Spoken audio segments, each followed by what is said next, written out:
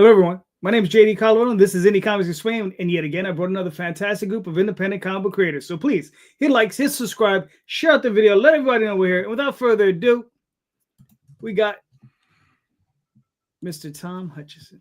I feel like you got did you level up your camera or something? Like your camera's looking crisp and clean today.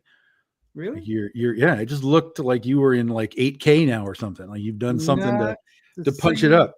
Nope, same camera. All right. Maybe it's just you. You just look better today. That's all that is. I felt that, I didn't comb brush my hair, with the last 3 strands I got left.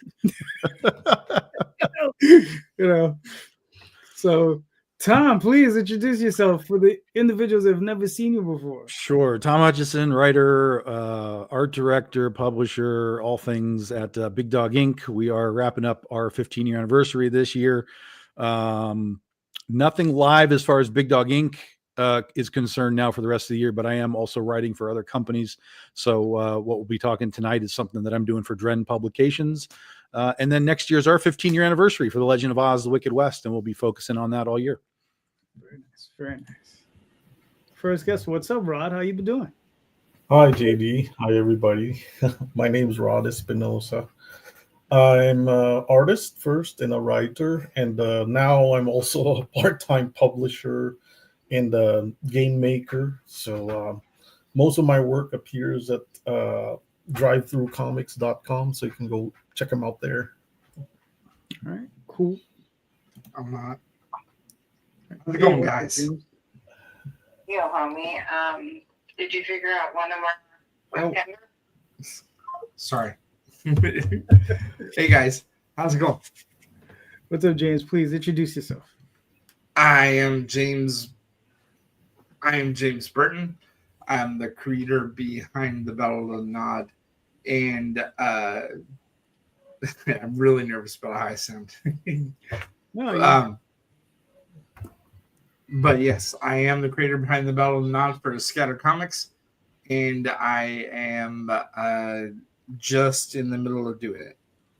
All right, cool. What's up, Jeff? What's up, everybody? Good to be back.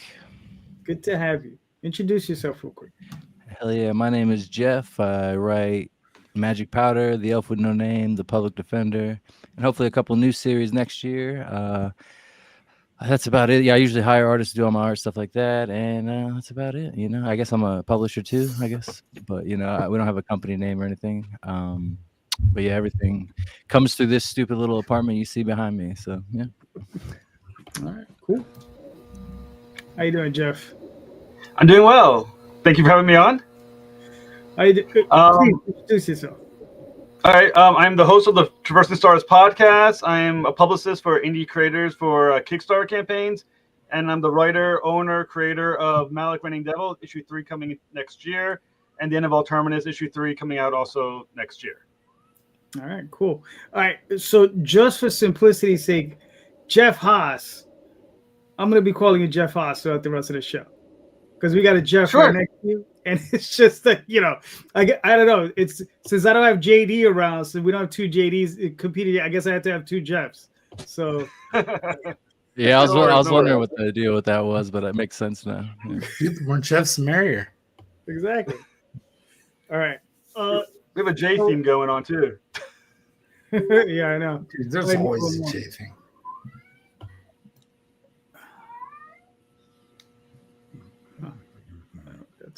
All right. And everyone's wondering, that's my cat, so I'll mute when I'm not talking. No, that's fine. So, gentlemen, I got, you've all seen the show question, so I'm going to just ask you real quick. Here we go. How are you doing in indie comics? Right? We all know it's a tough business, right? So how's everybody doing individually, obviously, right? How you guys doing? Let's start with Jeff Haas. All right. Well, I can answer the question in 2 different ways. As a publicist, I will say it's tight, but it's been successful so far. All my clients have hit their goals for the year, so I'm pretty excited by that. Personally, touch and go. I mean, they're successful, but they're not as successful as I would like. But I don't know if there's ever an endpoint where we're like, oh, that's good enough, So maybe I'm just being greedy, but it's good enough at the moment. All right, cool. Jeff, how you doing? I'm walking that razor thin wire. I feel like it's like, we funded everything so far this year. We're over 50% funded with like, about half a campaign left to go. That usually goes well for me. Mm. But I did just do a convention last weekend and there was like no attendees at all. It was basically just all vendors. And it was like, it was a event that got rescheduled that was supposed to happen in August. And then it got moved. And then the week it happened, it was like there was 2 other conventions kind of competing audiences, at least that I know about, maybe even 3 or 4. So when you come to Vegas for something like that, it was just horribly planned. And then there's another thing called Atlantis Fest or something like that. And a few other comic creators I know in Vegas were going to do that, and that got canceled, probably for the same reason that this should have been canceled. And so I don't know. It's obviously it's almost holiday season for everybody, stuff like that. Money's going to be tighter than usual. Plus, money is maybe tighter for other reasons. And then there's all this tariff stuff. Maybe it's not a tariff. Maybe it is a tariff. Maybe people are getting refunds. Who knows? There's all kinds of stuff going on. So I don't know. Right now, I would say I'm doing okay, but I feel bad for anyone who's getting in now. Like, it would be a bitch because the social media alone, I just feel like is dead. Yeah, there's definitely something going on with the algorithm hiding everybody's. But yeah, I agree with that. It's like, one of these things where it's like you find the next thing. Because even on Blue Sky, right? Like I did pretty good on Blue Sky, I would say, for the Alpha No Name 3.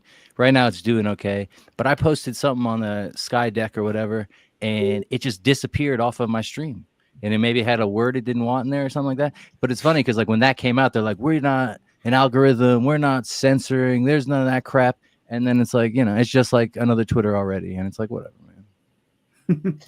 Everything evolves so the owners can make money. That's pretty much it. Pay to play. Yeah. Always, yeah.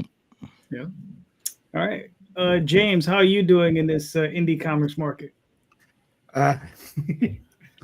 Starting over.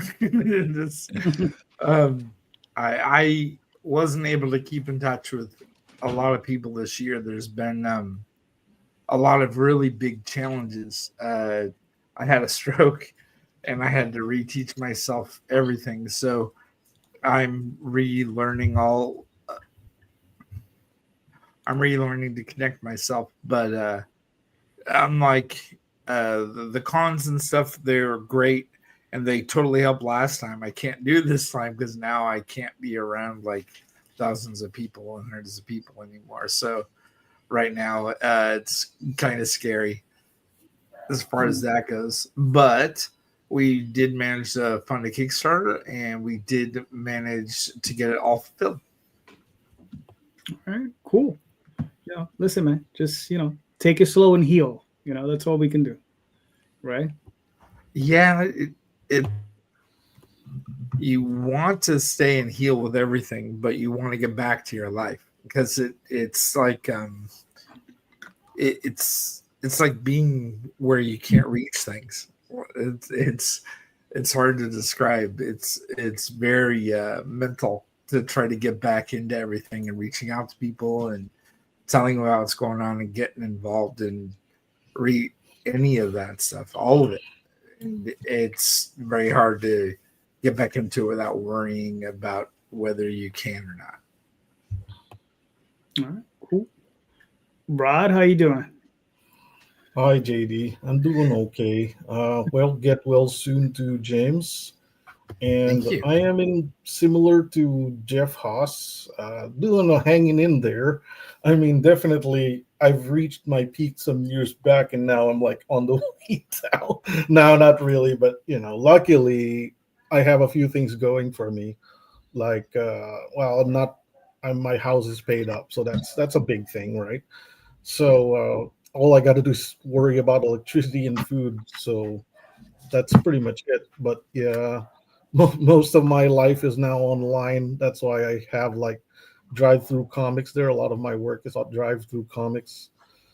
I'm trying to get back into Amazon, but it is kind of harder. It's a harder process. I found that it was easier to do drive-through comics. Their way of putting comics online was easier for me for some reason, because that's the bane of my existence is applying and doing all this online stuff by myself, because when it's me, I have an internet curse where it's something always goes wrong, or if it's not the password, it's something else. Like you're not uploading the right file format, but I am. So yeah, it's things like that. But anyway, yeah, doing all right. I mean, it could be better, like Jeff Haas said, it could be better, but it is what it is. I'll probably go into more detail if you want later, and how I'm surviving in comics, but I'm still glad I am. I'm not really the best skilled, to be honest, but I've learned long ago that it's who is left standing. As long as you're like, I can still get up and stand and I can still fight, then yeah.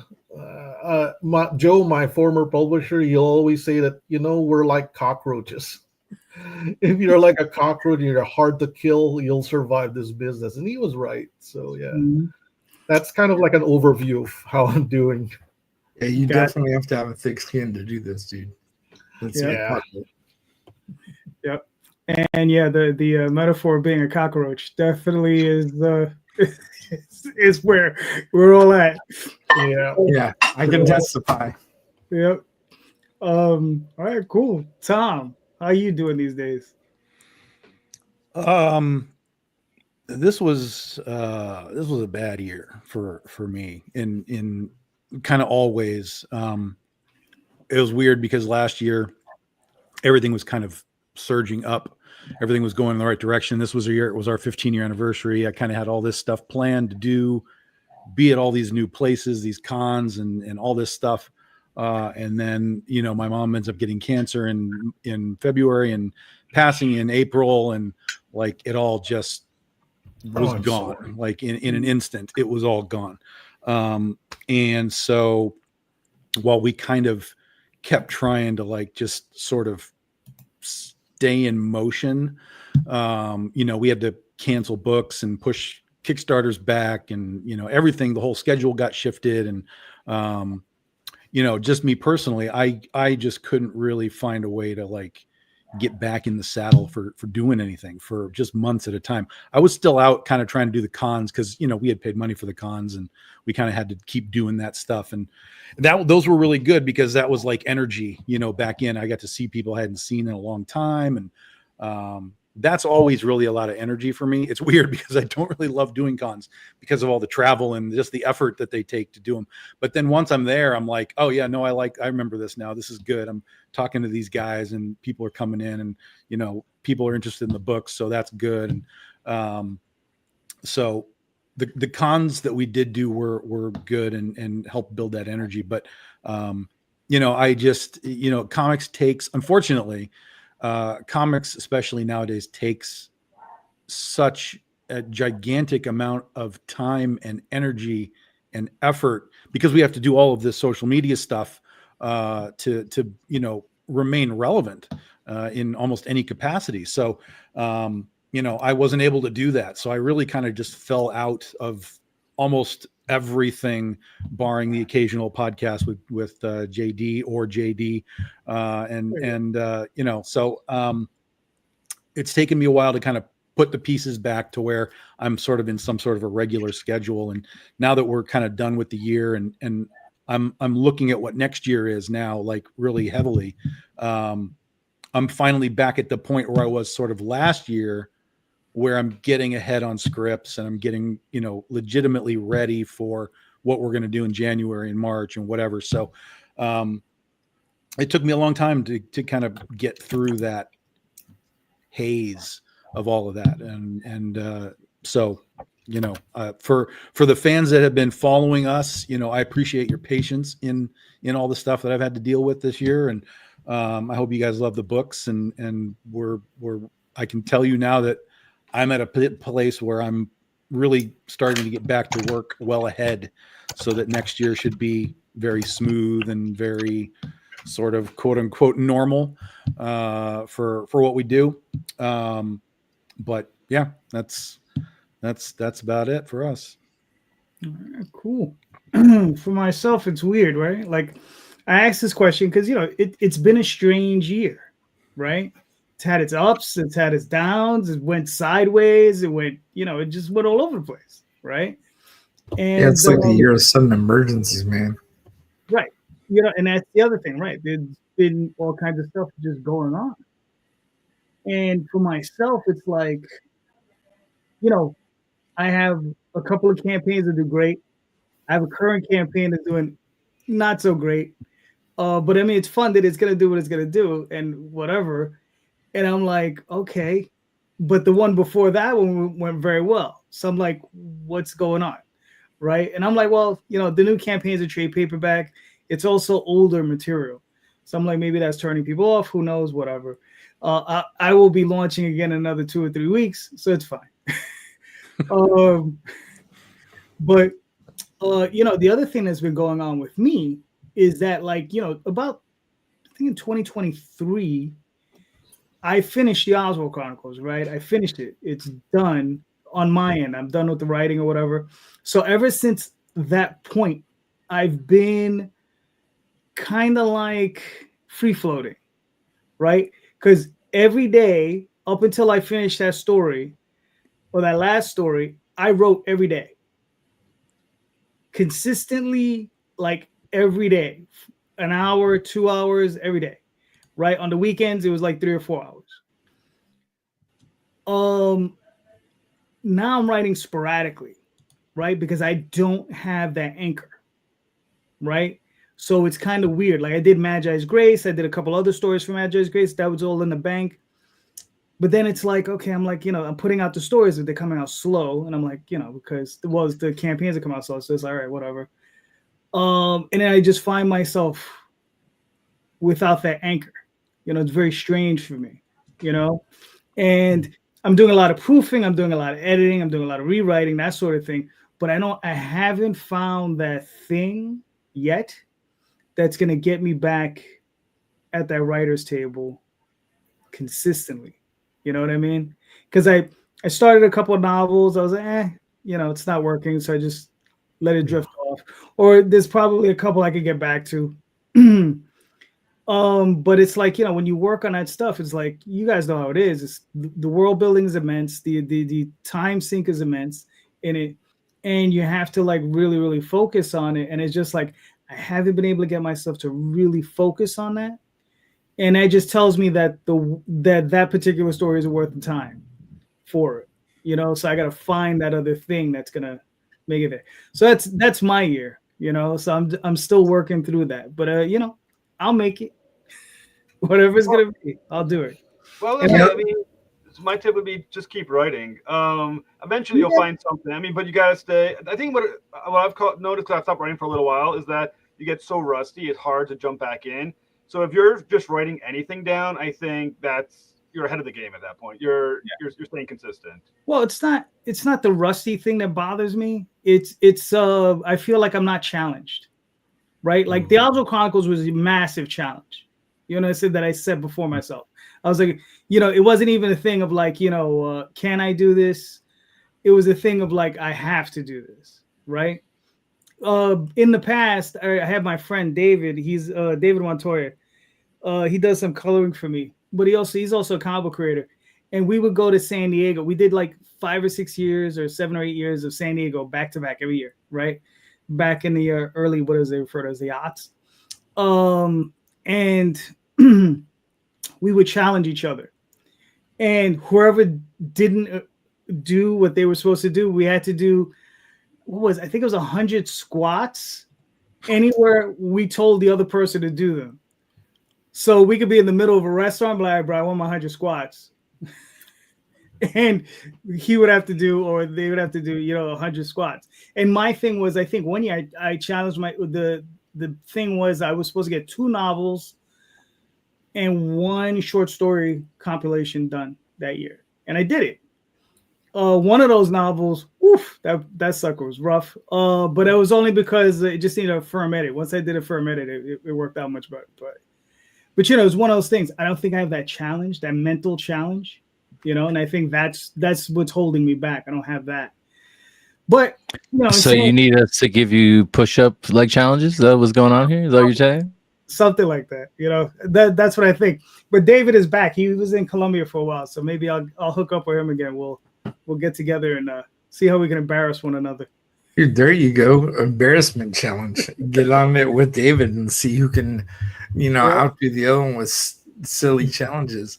It'll inspire you. And here's the thing. I make it a point never to lose those. So, so I always get the work done.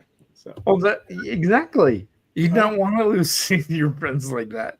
You got to hustle and do whatever it takes to get stuff done. I feel like usually when my bad, I didn't mean to cut you off, James, but like usually when someone's saying this whole thing about like I'm a writer looking for a challenge, they don't literally mean like someone to come up and fucking challenge them. It's like, they're looking for something new they haven't written, something like that. JD's like, nah, man, somebody needs to come at me right now, be like, if you don't do this shit, you got to jump off something. Okay, that's it. We're jackass with it, but yeah, that'd be hilarious. Dude, that's funny. A jackass style writers camp. That already put ideas into my head. Watching somebody go through that would be just as entertaining as watching what comes out of it. Yeah. So that's what you need. Other writers that are gonna make a jackass of themselves. Yeah, that's a whole new show you could have on YouTube and everything. Like, that's something right there. You want to promote yourself? Just eat this or blow this up on your body, or let this thing run into you, whatever, and you'll get some promotion. It'll be good. That'd be pimp. That'd be awesome. It'd be like a comic book creators game show. I don't know. We'll try not to get it that far, but we'll see. Tom, you got a question? Sure. So this kind of goes into what you were kind of just talking about with challenges and stuff like that too. But I was watching the Eddie Murphy documentary on Netflix that came out, and one of the scenes where he was talking about looking back on his career and how he's played so many different parts and so many different types of movies, and he sort of imagined himself as like his career as being like he's a sailboat within his career, and he'll catch a wind and it'll take him this way, and he'll catch a drift and he'll go this way.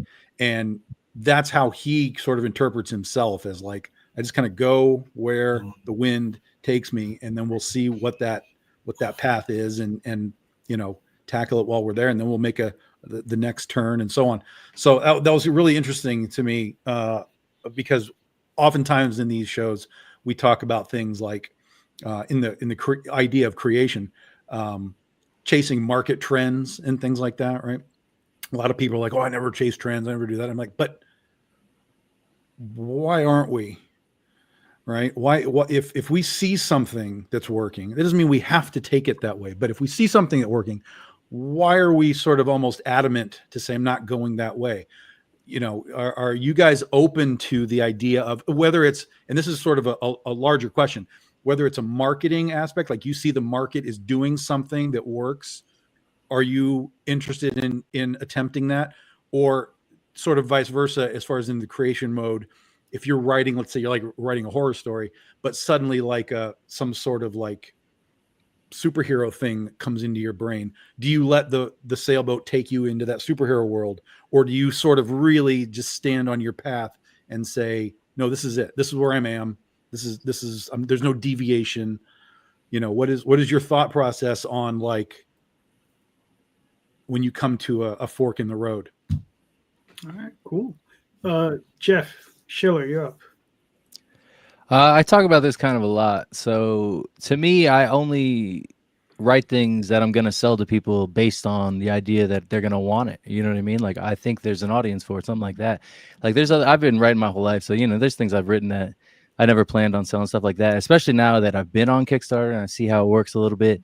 Like the new ideas I have coming up and stuff like that are definitely based around, Kickstarter's audience. And then I have another thing coming out I got a grant for, actually, and it's like a horror comic, and the whole reason I'm doing that is because I want to get into like horror conventions, and you see like horror movies are the only things that like actually kill it at the box office and shit like that. So it's like, yeah, to me, it's definitely about that, like fitting my ideas into, like, because I have a million ideas, so it's like which one would work at what's hot right now, kind of thing. And then sometimes, like with the one that I'm going to do on Kickstarter, with the artist I'm doing Magic Powder with now, Nick, he wants to collab on something. He's like, hey man, we'll do something where we'll share it, we'll co-create it. You don't have to worry about paying for the art and stuff like that. And that's the first time anyone's even presented me with that thing. And I already had the idea ready, because I had another grant I applied for that I didn't get.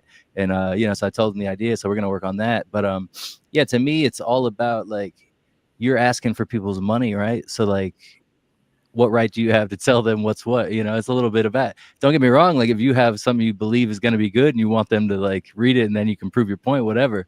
But you got to get them in the door still. Like how are you going to get them to, so it's all about that give and take. Like a lot of artists and, especially like as a guy who's in a punk band and stuff like that, you always meet these people who are so anti anything. Basically they're anti their favorite band's new album. You know what I mean? Like they're anti everything. So yeah, it's easy to just like talk shit and all this stuff, but then also like it's it reminds me of a story from Bill Burr, or I heard about Bill Burr anyway. So he was coming up when all the like tough crowd comedians like Colin Quinn, Geraldo, Keith Robinson, Patrice O'Neill, Jim Norton, all these guys were around at the Comedy Cellar, right? And Bill Burr was coming up too.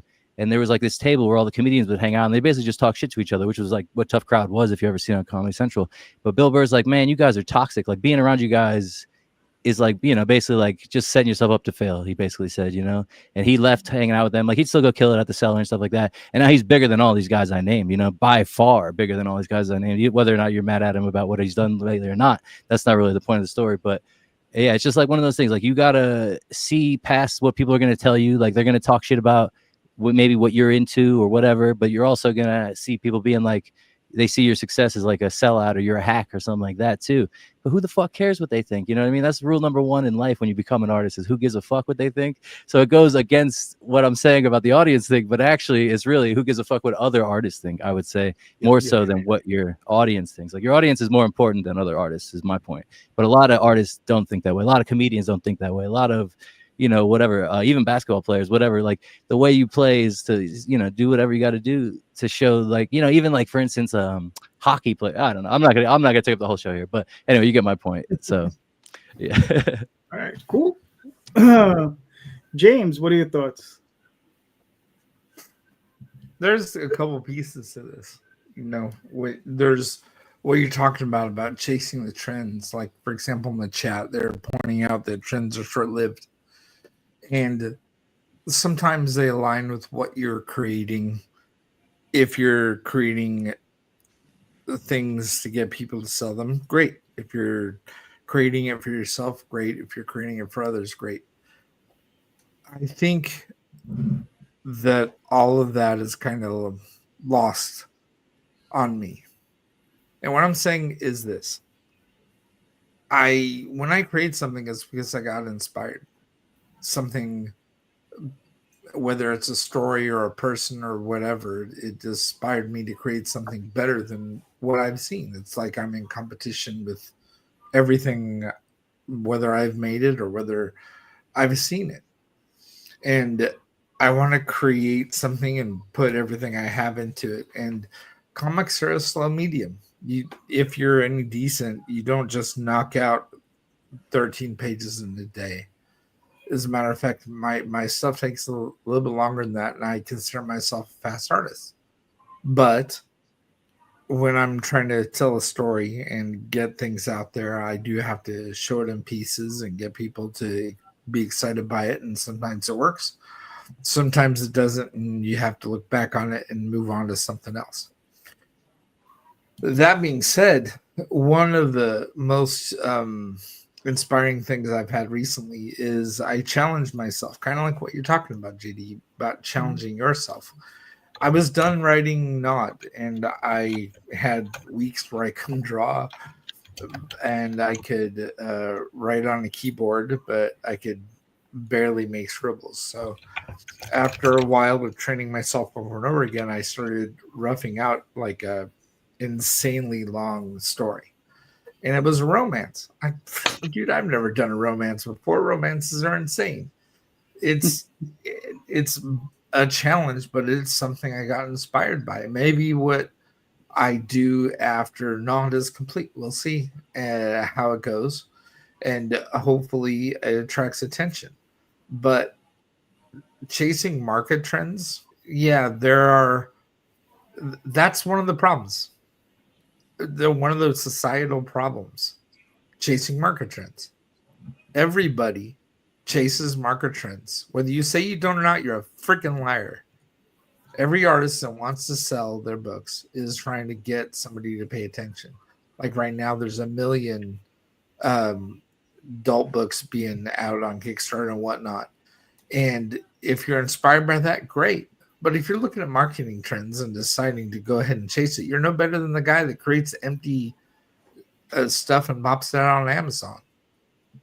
But I'm not better in gonna what be way? satisfied. Like, what do you mean by better? Like, What do you mean, like by better? yeah, like what do you Hollow, like? hollow AI garbage is a good example. I'm of not saying that AI throwing is good or stuff anything. out. AI is absolutely dog shit, but I don't understand what you mean by better than this person. Like you're gonna get laid more, you're gonna make more money. What do you mean by No. better? You're Oh. making something that's authentic to you, making something that's pushing your boundaries, whether it's the skill to make the pages or the skill to write the story in a way that makes more sense, or trying to convey to other creators the whole point about the genre. Every artist is on their own quest to communicate something. And the better comes into making your own better art or making better writing if you're a writer. If you're a colorist, But are you saying better than you? yourself or better than the other Yeah. person? Like, Better you're than saying yourself. right? Okay, that's what I was trying to understand. Because it's like, to me, it was almost like, because like to me, I don't like, because like you said, all this not safe for work stuff you see on Kickstarter, obviously it sells whatever. I don't make any myself, but like I'm not mad. I'm like, I'm better than this guy or whatever. But I see what you're saying, because like as a person, I'm always trying to improve everything. So I see what you're saying. Like, oh, the next thing's got to be better. You got to make your next page better, your script better, all that kind of stuff. So I see what you're saying. No now. point. It's like, yeah, you got to. There has to be a point in doing it. There has to be some kind of development from you. If you're doing it just to end up making more money, you're part of the people that are pumping out insincere work all over the place. And in all honesty, it doesn't matter what field, whether we're watching movies like all the stuff that's being pumped out right now. That's one of the problems is there's 1 million people that are worried about making money and not worried about making something beautiful. And as a result, there's 1 million hollow, empty stories. And the ones that are really good end up standing out. I am trying to make something that's good enough to be considered by someone who sees it inspirational, and because it inspires me, and that's exactly what everybody should be hunting for. I know we all got to eat, and I get that, but at the same time, you also got to eat with your soul. You got to make something that's worth doing. You got something that encourages your spirit, and it can't just be doing things for the market. Everybody that I know I know some people where they only chase down profitability, and they end up alone. They end up hollow. They end up with all kinds of other problems that they never saw coming, because as they chase that down more and more and more, it never ends. And no one I know can stay with that forever, except for the hollow, empty kind of people that are narcissistically pushing others down. All right. That's fair. Rod, what are your thoughts? Well, I do agree with James in a way.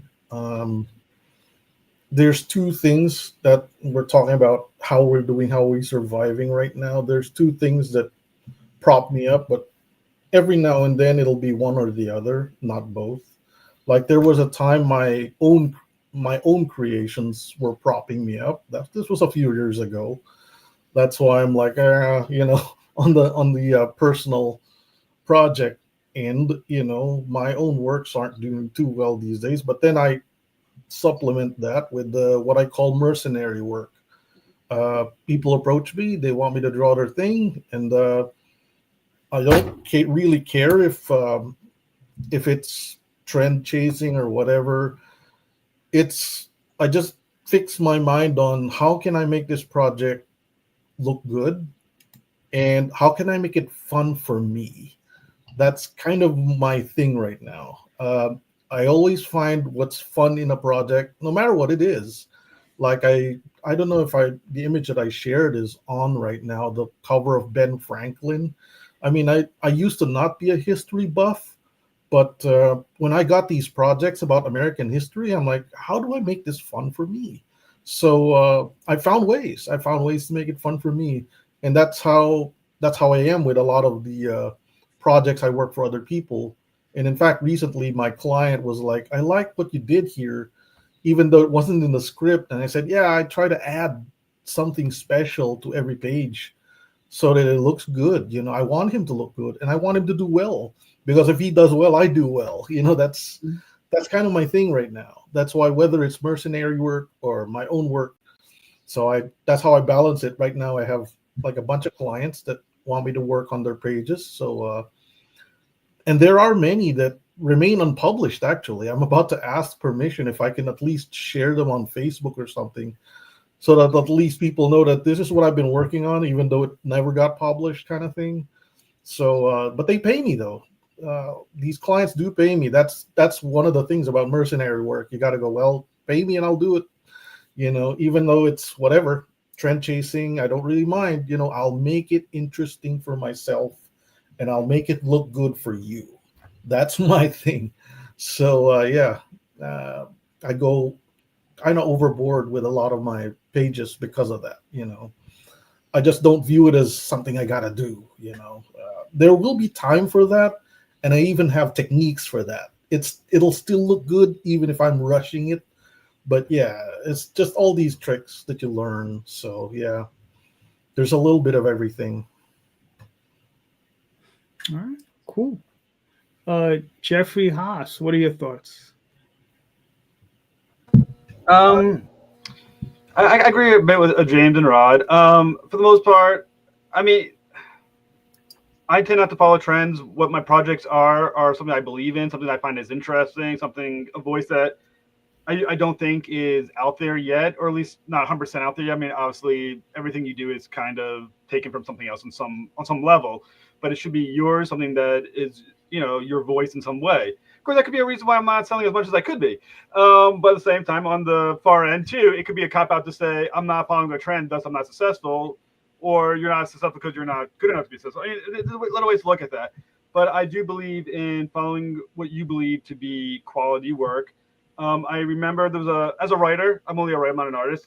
It's hard for someone to pay you to just do the write for indie work, but someone paid me to do some writing for them. I remember doing a script and I started it and I got the money for it. And I remember sending the money back because I just didn't believe in the project. This wasn't my voice. It wasn't something worth doing. It's not something I believed in. And I decided I didn't want to be part of it anymore. There's a part where you got to decide what kind of person you want to be. Do you want to be the person who does what you believe in, or doing something that gets you by? And there's nothing inherently morally wrong with just making money to survive. We all have to do it. Luckily, I have a day job that pays my bills. So I can afford to do what I want to do with my other projects. But at the end of the day, you do have to look back at your project and your art and think to yourself, was this worthwhile? Did I bring something to the table that was me, that I can be proud of? Or did I just bring something to the table to pay a bill? Which, once again, inherently understandable because we all got to pay our bills. But I do think at the end of the day, sort of like James was saying, there's a hollowness to that pursuit. In the ideal world, you could do what you believe in and be successful at the same time. It's just, unfortunately, that's hard to do. But I guess that's where I'll stand on that. All right, cool. Can I add to what Jeff Haas said? Go ahead. About the personal stuff? I love my own work too, which is why I spent 8 years of my life here on if you can bring up what I shared, Adventure Finders there. I'm concluding that series now. It's 8 years of my life. I said if that was a child, they'd be 8 years old right now. That's how long I've been working on this. And as you can see, it's on the epilogue series now. And every character gets a special epilogue, which I post online for Patreon. And that entire series can actually also be found in Drive-Thru Comics. And it's been the passion work of my life. I've had other personal projects, but as Jeff said it, sometimes life gets in the way, and we have expenses. And a lot of my life, we were talking about a while ago about movies. That's why I was just silent, because I don't watch anything. Like, I haven't seen a sequel since Matrix. I think I learned my lesson then. I just have a blanket ban, and at the same time, it's either I don't want to see it or I don't have the money back then. So whenever people at the at the firm, at the company at Anarch Press over in Texas. They were like, every Wednesday they would go down to the comic book shop. I would not go, either because I had work to do or because I didn't want to spend money. So a lot of that is financial. It is a reality. And I'm such a hardcore comic book person, though, that I don't know if I shared this with you, JD, and everybody else, but I lived in an RV for 2 years because I didn't want to pay for an apartment. I said, how do I cut that off and still keep doing comics? Right. And so I'm like, I found these RV forums online. I'm like, oh, look at that. They're living for free in a car. So like that got really crazy. And I would always advise this to people, that if you're going to do that, do it while you still have money. Don't wait till you run out. That's the thing. I think that's one of the things that made a good difference for me, is that I did it while I still had savings and I could get out of it if I didn't want it. But luckily I fell in love with it. I spent 2 years living in a van, and I would just report to the studio and then back to the van at night. You know, it was honestly, the thought of not having rent was just a load off my mind. And I would, if I was in that situation again and I was running out again, I'd be like, I'll go back to the van, not a problem. So I experienced that. I mean, that's how crazy I was for comics. I'm like, how do I cut out all these other expenses and still do comics? So that was, you know, so that was part of my life back then. Is I just take out a lot of the other expenses, and that includes, unfortunately, not seeing any movies or anything like that. So unless our boss would say, "Oh, I'll treat everybody to this movie," then I guess I'll go. You know, our boss was amazingly sometimes generous, even if he owned an indie company. Sometimes he would take us all out for burgers or whatever. I'll go then. Of course, it's free food, you know. So yeah. It's all about cutting the expenses, I sometimes, you know, so I'll just share that. All right, cool. I'm of many minds on this one, because I have my personal work, something like the Oswald Chronicles, but I've also done, like Rod says, you know, mercenary work. You know, I wrote La Blue Girl, which was an adult anime, you know, anime series that I turned into a comic book, right? I wrote something called Demon. All right, it was Tenchi Muyu. Wow, I'm forgetting Demon Beast Invasion. Yeah, that's it. That's the other one. But you know, so there were those two. There was Tenchi Muyu. There's Phantom Quest Corps, and eventually there have been something called El Hazard. These are all different series. And that was my, I guess, mercenary work.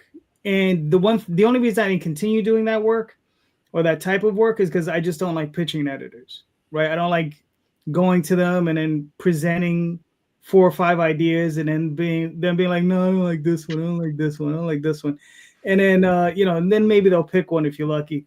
And then I was just like, screw this. And I just got a regular job.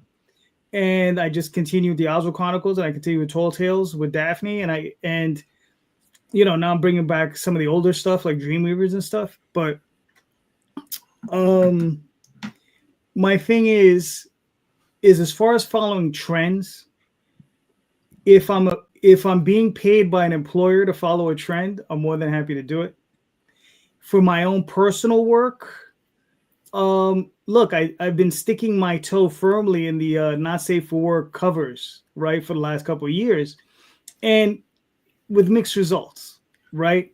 Hold on, before you keep going. Did you do that because you thought you saw a trend of value in that? Was it a trend fall? Okay. For sure. Right. And then also I had some work that I thought would fit it.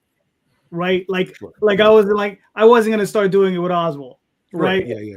You understand? So I had Magi. That's a whole different audience, I think. That's a whole different audience. I'm not even getting into that one.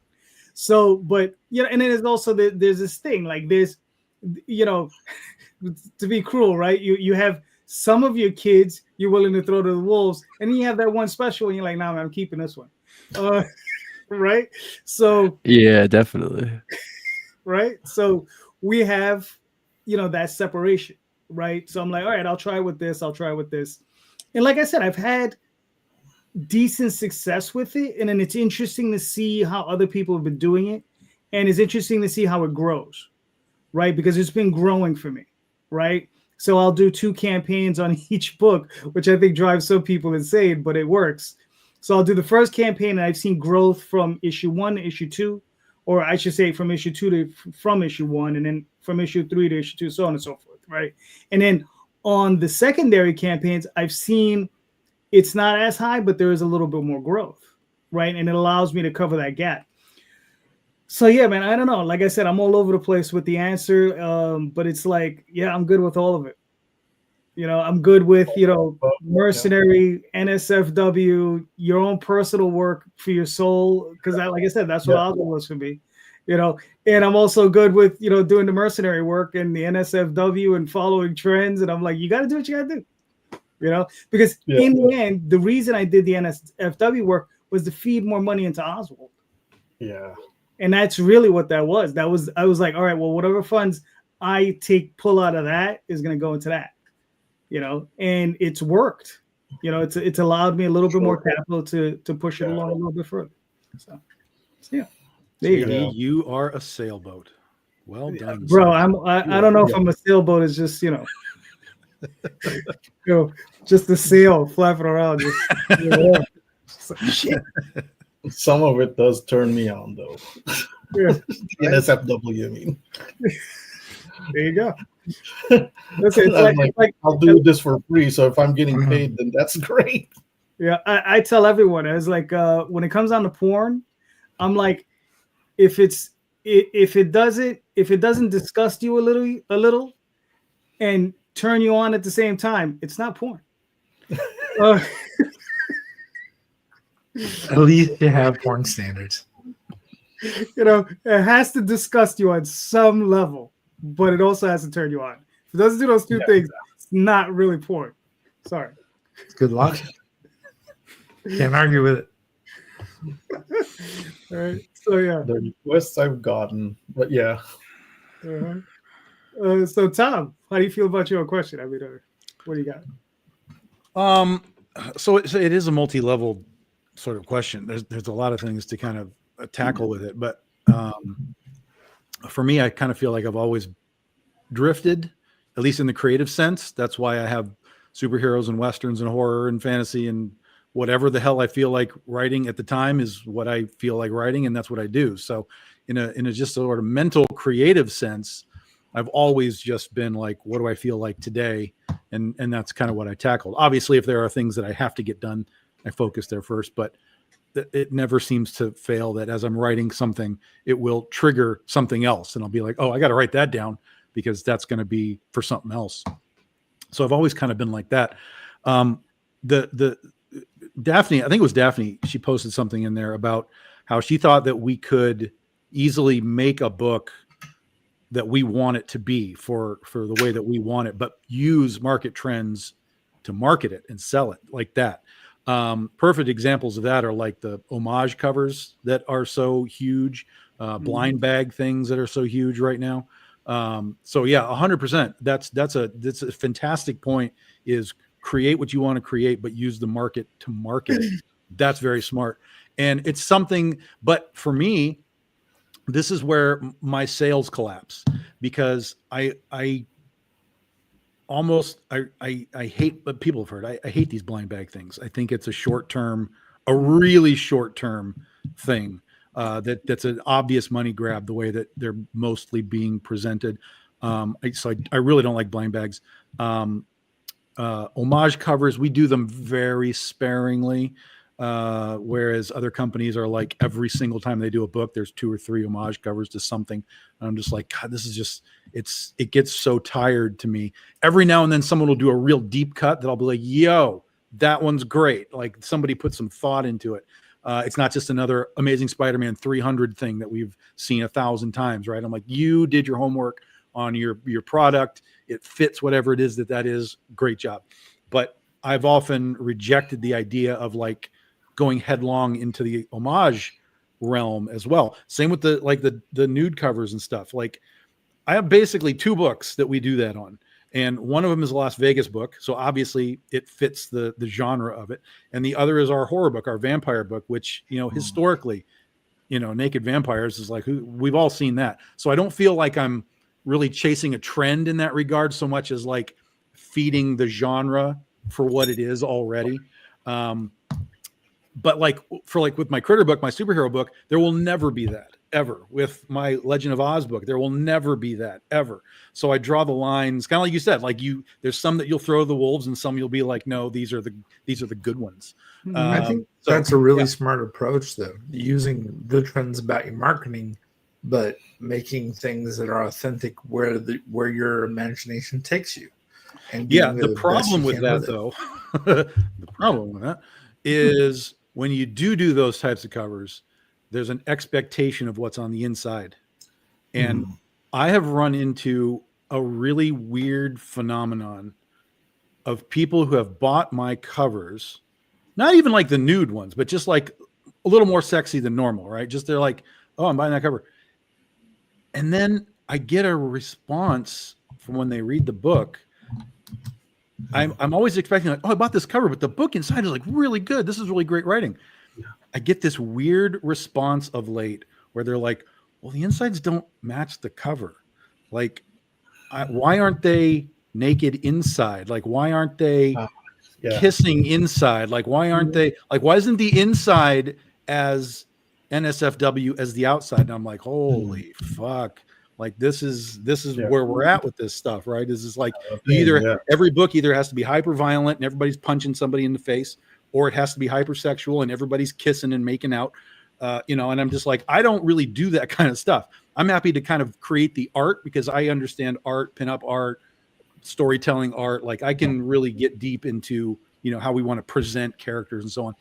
But that's not what I write. That's not my storytelling on the inside. Even like the Vegas, like it's still while it's a Las Vegas story and we get sort of those elements, it's still not like everybody's crawling up on stage and doing each other. Like that's not what I do. But that's what the response that I'm getting. They're like, well, I bought this cover and like there's like a naked angel and like there's no naked angels in your book. I'm like, there's a story in the book. Like, but Tom, there's also I wrote a story, right?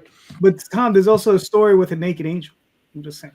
There could be, but that's not what I'm doing. So it's been that's a new phenomenon. Like that was not what was happening early in my career through all of these years. Like I said, I've been doing this for 15 years, but lately I've run into those little moments where they're like, yeah, I don't know that I want to buy your book anymore because the insides aren't that NSFW stuff. It's like you write too much. I'm like, oh my God, like what? I don't even know what to do with that information. Too much is my favorite thing I've ever heard. Yeah.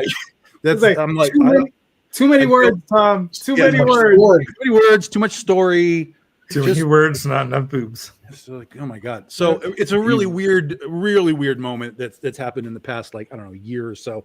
So there's that. But anyway, back to the basic question is for me, when I heard Eddie say that, like, be the sailboat, like if something takes you over here, like look at it, see if it makes sense, because there's always going to be another wind drift to take you another direction. So since I've watched that, I've been kind of like, do I lean into any of this? Because again, I'm still making the books that I make. That's not changing. But as far as the marketing side of it, do I just say I'll make a blind bag? Do I just say, yeah, we'll make a few more nude covers? Do I just say, whatever it is, or homage covers, whatever? Because I do like them if they're good. And I think we've done a few deep cuts. So there's that. But so that's where I struggle. Like, I think creatively I am, sort of on the water. But when it comes to the marketing side, I really run a rigid sort of, I don't want to do that. And I don't know if I'll ever be able to break that wall down, even if there's like a payday right there. I don't know. I don't know. But a big part of this too is like, we don't know if the payday even is there. So it's like, sure, if you do the thing you don't want to do and it doesn't even fucking work, then you're like, oh yeah. What That's did it. I do here? And I'll tell you this, I threw away a payday in the early days of my Legend of Oz book, my Wizard of Oz book. A retailer wanted to do variant covers. And I said, sure, of course. So he got an artist. I won't say who it was. It was a big artist. But he got an artist and they turned in these roughs and it was kind of like a sexy Dorothy Gale. I'm like, yeah, whatever, that's fine. It wasn't anything crazy. And he was like, cool. And then we're going to do like a topless version of that. And I was like, absolutely not. Like, there's a 0% chance I let that happen. And he was like, what are you talking about? This is what this artist does. And I said, I know who the artist does. I'm aware of it. And we can play with the country girl thing. I'm okay with that. But there will be no topless anything for this book. And I said, let me tell you why. Because if somebody down the line were to go and like Google that book, it is invariable that will be the first book that pops up as far as a search, because it will be very popular. I have no doubt. But if that's the first search for my Google search for this new book, for a Wizard of Oz book, by the way, the reputation of the book is wrecked in an instant. No one will click on any of that stuff. They'll think that it is one of these NSFW books on the inside. And he said, do you know you're leaving money on the table? And I said, yeah, I absolutely know I'm leaving money on the table now. But from a long-term standpoint, absolutely not. In a long-term standpoint, I win, because the book will have a reputation of being valuable to the comic book world, the reader world, the Oz community, which is exactly what's happened. And so I will forego this bag of coins right now for what we have at the end of the rainbow. All right, cool. It's funny because that similar thing kind of happened to me, and I will name the artist because it wasn't like a bad thing or anything, and he's on my current campaign. But so me and Flops, we were working on something, and the whole reason I hired him is because he was big on Kickstarter, doing kind of like whatever they call it, like those kind of covers, they're like not safe for work covers. And then I hired him to do like a Pulp Fiction homage, and I was just like, put this character as the Uma Thurman character or whatever, and he sends it back to me, and she's got no dress on. And I didn't say, hey, make sure she's naked or anything like that. And you can't see any nipples or anything like that. I think you can see her ass crack. And I guess that's my most not safe for work cover ever. And it also probably is my most successful cover. I mean, not even probably. But anyway, so like, at that point, I was just like, I'm not going to even ask him to do the day of dress now or anything like that. But I was glad, like, he kept it tasteful enough to where it was like, it's a variant, worst case scenario. No one's ever going to, but like you said, where like if someone did see that first, they would probably, at least it's Pulp Fiction. So they know that's kind of what's going on anyway. It's like a crime thing, but it's definitely not like in Pulp Fiction. You also aren't going to get no full penetration or anything like that. So hopefully they understand that, you know what I mean? But yeah, if it was just like her straight up naked and stuff like that, and that's all they see, they were just, it's totally, like you said, misrepresenting what I'm doing. So yeah, I'm glad in the end, like now the current cover he has for me is a guy like putting a gun in a bag, like he has clothes on. So, it's just like, one of those things where it's like, he's still, even this cover right here, this middle cover, it's like, you can kind of make out the elf guy that's here, whatever. He's like a cowboy. It's like another Flops cover, but it wasn't like, most people think he's going to do Not Safe for Work. So I try to hire him to do the opposite, just kind of like to twist it. But like his audience is why I hire him. You know what I mean? So that market trend, I wouldn't even know who he was. But then again, his art's also dope. So it's like, it all works out. But, I feel like you got to go a little, like, give and take, like you guys are saying, a little one for them, one for me, as they say, All right, cool. So before we have something here, the Ballad of Nod. I just wanted to bring this up because James has to go. James, talk to me, man. What are we looking at? Well, The Battle of Nod is a story that comes out in 6 parts, and I got the first one out before I got sick, but the second one, I was in progress. So what I've got coming up here is we're having a Kickstarter, and on the 21st is when it begins. And it's a story about a young girl who goes into the nightmare dreamscape to try to face her nightmares in order to get her teddy bear back, who is defending her from basically them running shot over her life. And it was inspired by all the grief and everything that I had to deal with during the cancer battle that I had in 2007. All right, cool.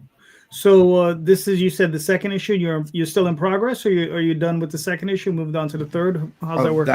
It's all done. We've written out all 6 of them, but I've got to do the artwork. So I'm getting them done as fast as I can.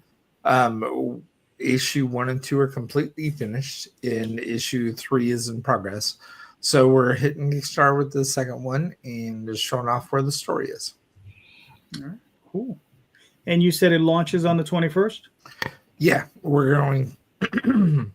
We're launching on the 21st and basically showing off like what Nod looks like, what the Dreamland looks like for her, because she's now inside of it. The first book is about her facing the demon and then deciding to go after them, and then the second one, it's a lot of surreal landscapes and being in there where she meets some friends that are going to help her with dealing with the nightmares.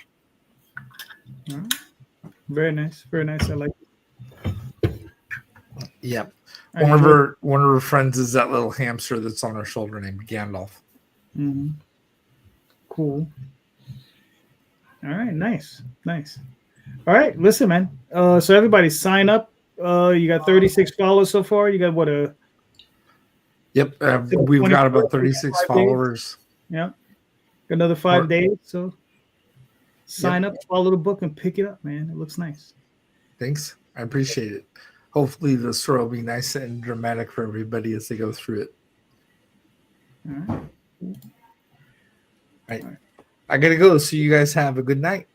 All right, James, take it easy, man. Thank you for coming on. Thanks for having me, and I love contributing to the discussion. So you guys have a good night. All right. I'll talk to you soon, James. Take care. Adios. All right. Next up is Mr. Espinosa. What are we looking at here? Hello. That's mostly my site at Drive Through Comics. So those are all my books and all the available titles, which there's a lot. And very dominant is the Adventure Finder series, which is essentially, it's your essential Dungeons and Dragons. They all begin as newbies in a small town and they become high-level characters later on. It's very D&D inspired, a lot of good versus evil, of course, and I try to fill my world with all kinds of eclectic characters, some good, some evil, some in between, and another good feature about my comics is that a lot of it is sometimes they encounter kindness from strangers, so I try to put that in my work as often as I can. I love inserting like deleted scenes in a lot of my chapters, which is why in my Patreon that features Adventure Finders, occasionally I would tell my patrons, hey, in issue this and episode that or chapter this, I inserted an additional scene with this character. And so when I do that, I always add 2 pages so that the pagination doesn't go whacked out, doesn't throw off the double page spreads, so yeah, it's an ongoing work. And recently I added 4 new pages to the very first chapter to show a little bit more about what the other characters are facing, and I wanted to put a little danger in there. So as you can see, also Courageous Princess up there, that used to be my top selling book, and it currently actually does not have a publisher. So yeah, if anyone's interested, there you go. Yeah, you were originally having it. Dark Horse had it for a while, right?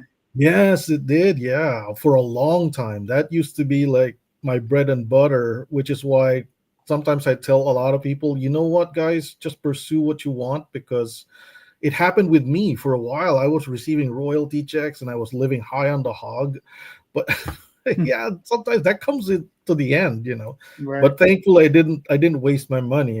That's why I have savings and all that. And in 2023, JD, you mentioned that you were being unproductive. I was very unproductive in 2023. I had a severe attack of carpal tunnel. I could not draw or move this hand for 6 months. Ouch. It really hurt just lifting a pen like this. You can't do it. And the milestones would be like, oh, I can finally eat with a fork without any pain. Oh, I can twist a doorknob. Oh, I can open the refrigerator door without any pain. That went on for 6 months, and for a moment I thought, this is how life is when you can't draw anymore. Right. And all these existential questions begin to come out in my mind. But like I said, luckily, their savings came and saved me there. So yeah, it's all about saving money in this indie business, So right, I was taking care of myself. So, Rod, let me ask you a question. Yes. So, you have a lot of adventure finders. Like, how many individual issues? 'Cause I'm seeing like 54, 56. I don't know. Like, how Yeah, many? there's a lot, like 50 plus books, 50 I plus? mean, individual comic books at this point. Mhm. And some of them are way more than 24 pages. Some are 32, some are 40. So, yeah, What it's year did you easily start that thousands of series? pages. Was that? What year did you start that series? Oh, that was 2016.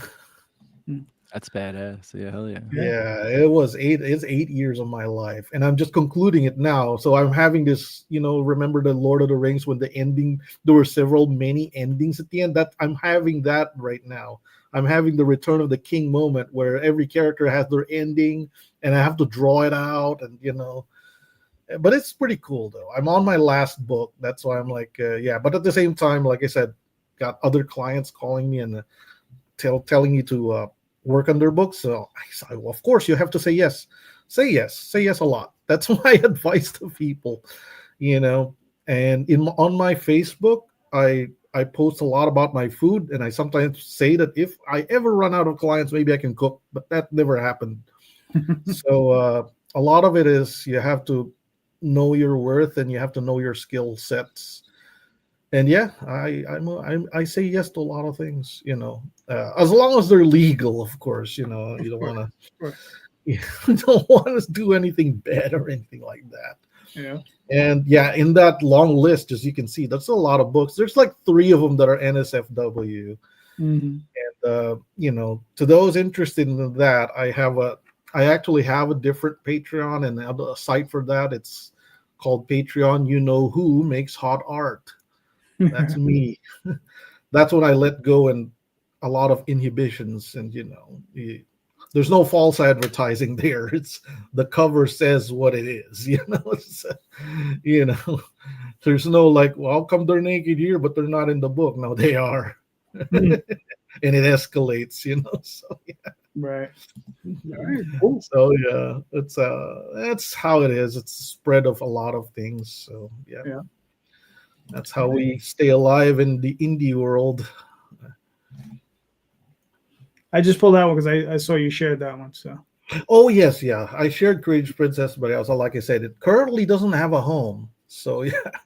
So my the royalty check stopped right now. But again, I should be worried, but I'm not. Like that. That's the thing about this business, is that I've kind of stopped worrying for a bit, but I really should. I really should all the time trying to get a new publisher for it, because it used to be my bestseller, and I'm pretty sure it'll be my bestseller again.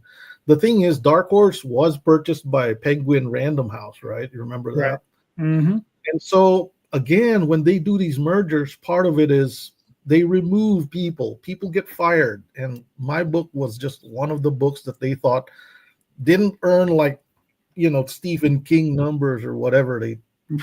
benchmark they have, so, but it does make money for a medium-sized company. I mean, it made money for Dark Horse, but when Dark Horse got sold, I guess mine was one of the books that got cut. So I'm trying to market it to people currently, but I'm not doing a good job, obviously. Like I said, I really should be more on the ball on this, and that's been my greatest weakness. But at the same time, I just go with it. Like, I have a client right now that I'm taking care of, so I'm like, that takes second, just like a board game. I made a board game, but I'm not really promoting it. But it's made, and it's also a it's also a drive-through, and it's also at like what's it, Board Game Maker, BoardGameGeek.com or something like that. It's there, it's on sale, but I'm barely promoting it because I'm busy with other things, also busy with life, also because I'm taking care of my folks, that's why I moved here to Asia. It's one of the things though I always recommend to my fellow Americans, like, if you don't want the turbulence of what's going on in the States, if you make money online,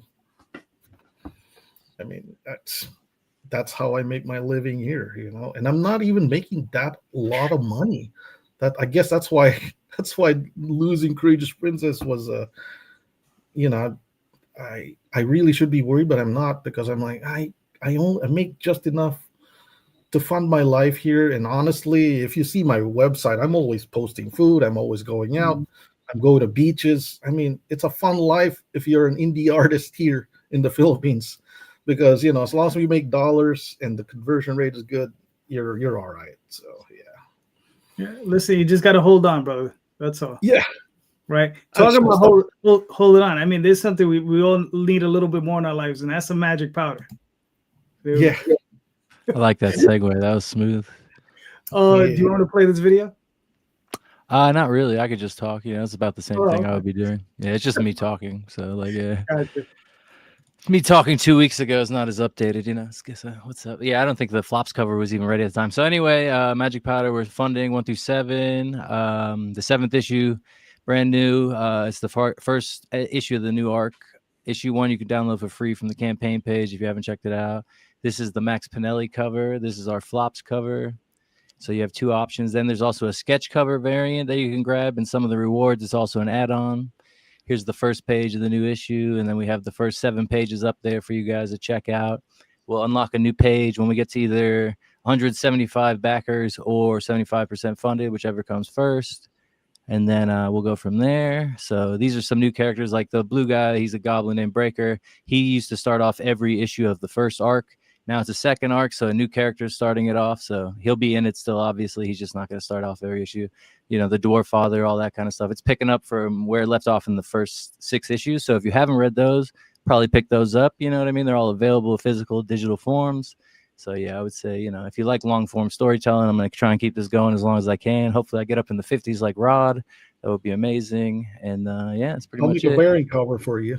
Hey, that would be awesome, man. Yeah, I'd love that. Yeah. And it's like, luckily anyone on this stream, actually. Yeah, that's great. Yeah, man, a great offer, because your art is great too. So yeah, man, so you did all those covers we've seen, right? Those amazing artwork. So yeah.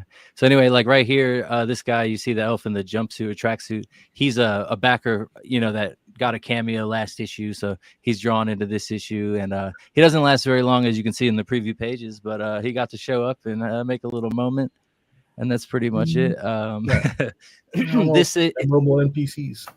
We're doing back cover cameos this time, so I can write the story ahead of time and not worry about fitting people in. So if you want to be on the back cover, which we did on Public Defender #1, and we also did on the Elf with No Name #3, you can be any kind of fantasy character, and you'll be on the back cover. So anyone listening that wants that, this is another cameo right here, that elf right there that they go in the house and point the gun at her face. That's a backer that was also, back to cameo. So it's all good. It's fun, getting friends in there. We don't know if she dies or not. Or they die until you see page 8.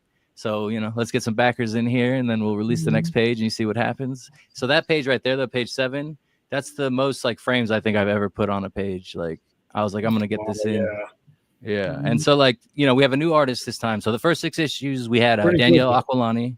Thank you. So Danielle Aquilani, he was killing it. He's from Italy. He did the first 6 issues, but I think he wanted to move on to other stuff. We still have him as kind of an after credit sequence, dream sequence thing going on this issue. So he's going to do a few pages, and it'll connect to the first arc and stuff. So it'll all make sense. I always had this planned, even if it was going to be a different artist. So that's cool. But anyway, so we got Nick in here. He's doing all this. So he's he communicates a little more with me than Danielle did. So I wasn't, and he was a new guy. So it's now you're on this shit. You're going to do, I'm not afraid of showing him hard pages to do. Cause I'm like, hey man, you're the new guy. You gotta earn your dues and stuff like that, pay your dues. So anyway, he killed this page though. And he's just been fun to work with. All right, cool. Listen, man, I mean, you know how I feel about it. I love the stuff. Yeah, dude, you're always supporting us. I appreciate it. You always have me on here every campaign. Even when I can't make it, you ask me. I appreciate it, dude. Yeah, man. I mean, listen, it's great stuff. It's a lot of fun. And that's the one thing I like about it. It's a lot of fun. Yeah, yeah. I try to, because that's the thing. It's obviously it's a little violent, stuff like that. But for the most part, I just want it to be a good time. You know what I mean? It's almost almost action comedy. You know what I mean? Sopranos is funny in a different way.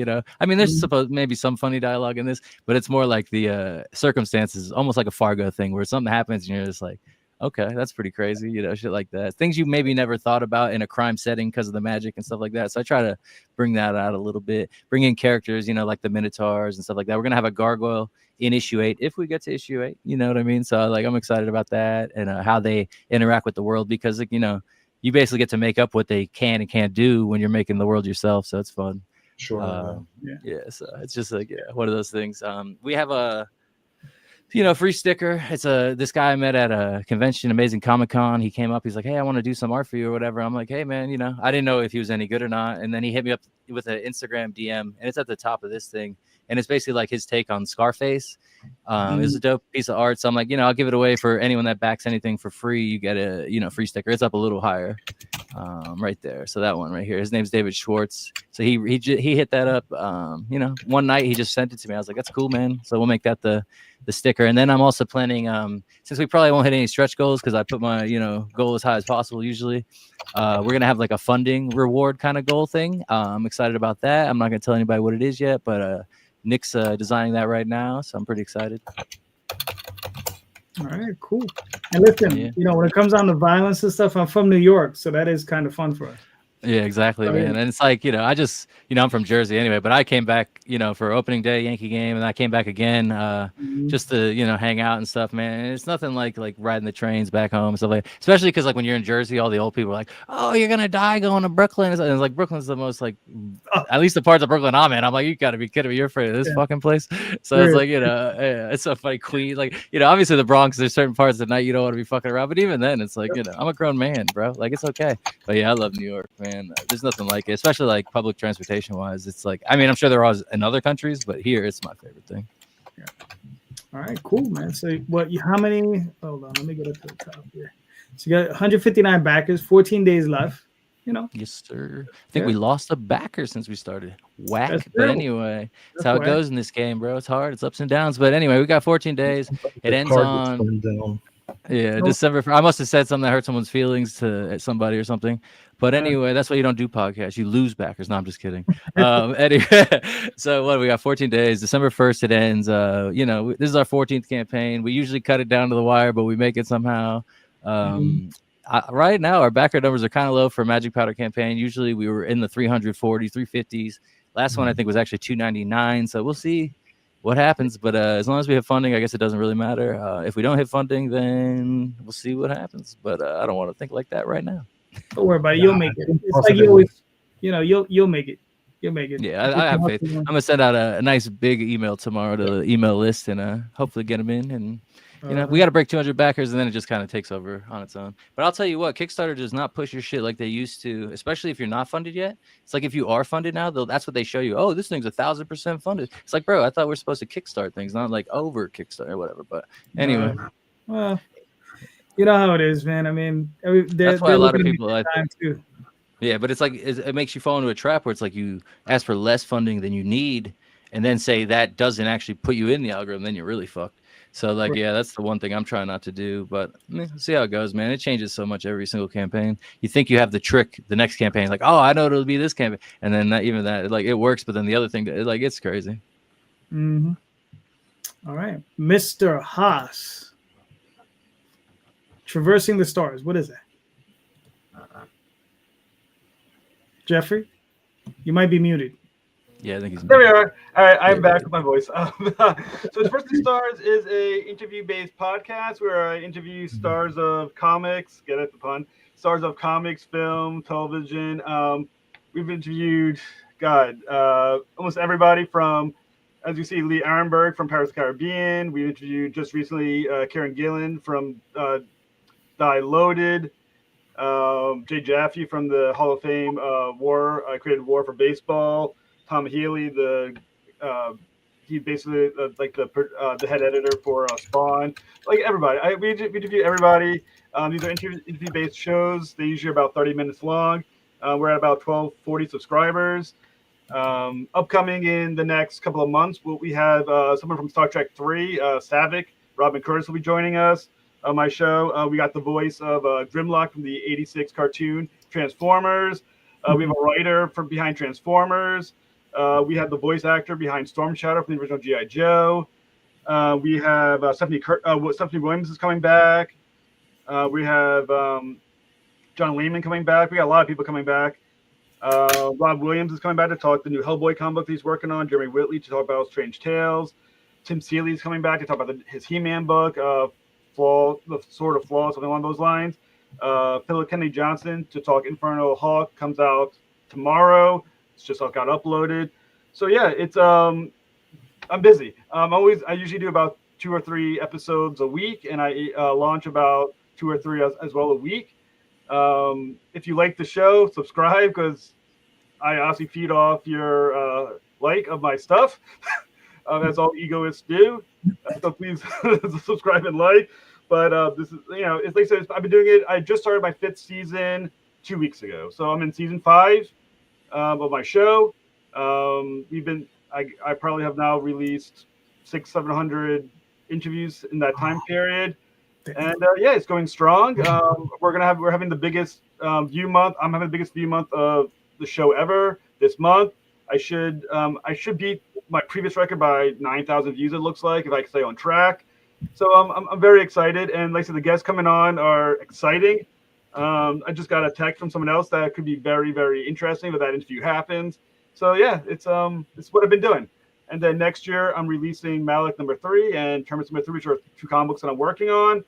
So hopefully 2026 is my year. That's the goal. All right, cool. Jeffrey, I got a question for you. What is the strangest thing that any of these creators have told you? Oh, I'm not gonna say which one it was. No, you have to say which person, but right. So there's an actor, Is it on the show? The thing they said? No, I had to edit it out. There was a actor on a show from one of the Star Trek episodes, and I asked him a question about his character and why the character was the way it was. The response was basically, the Jewish writers hate me. And I was like, wow.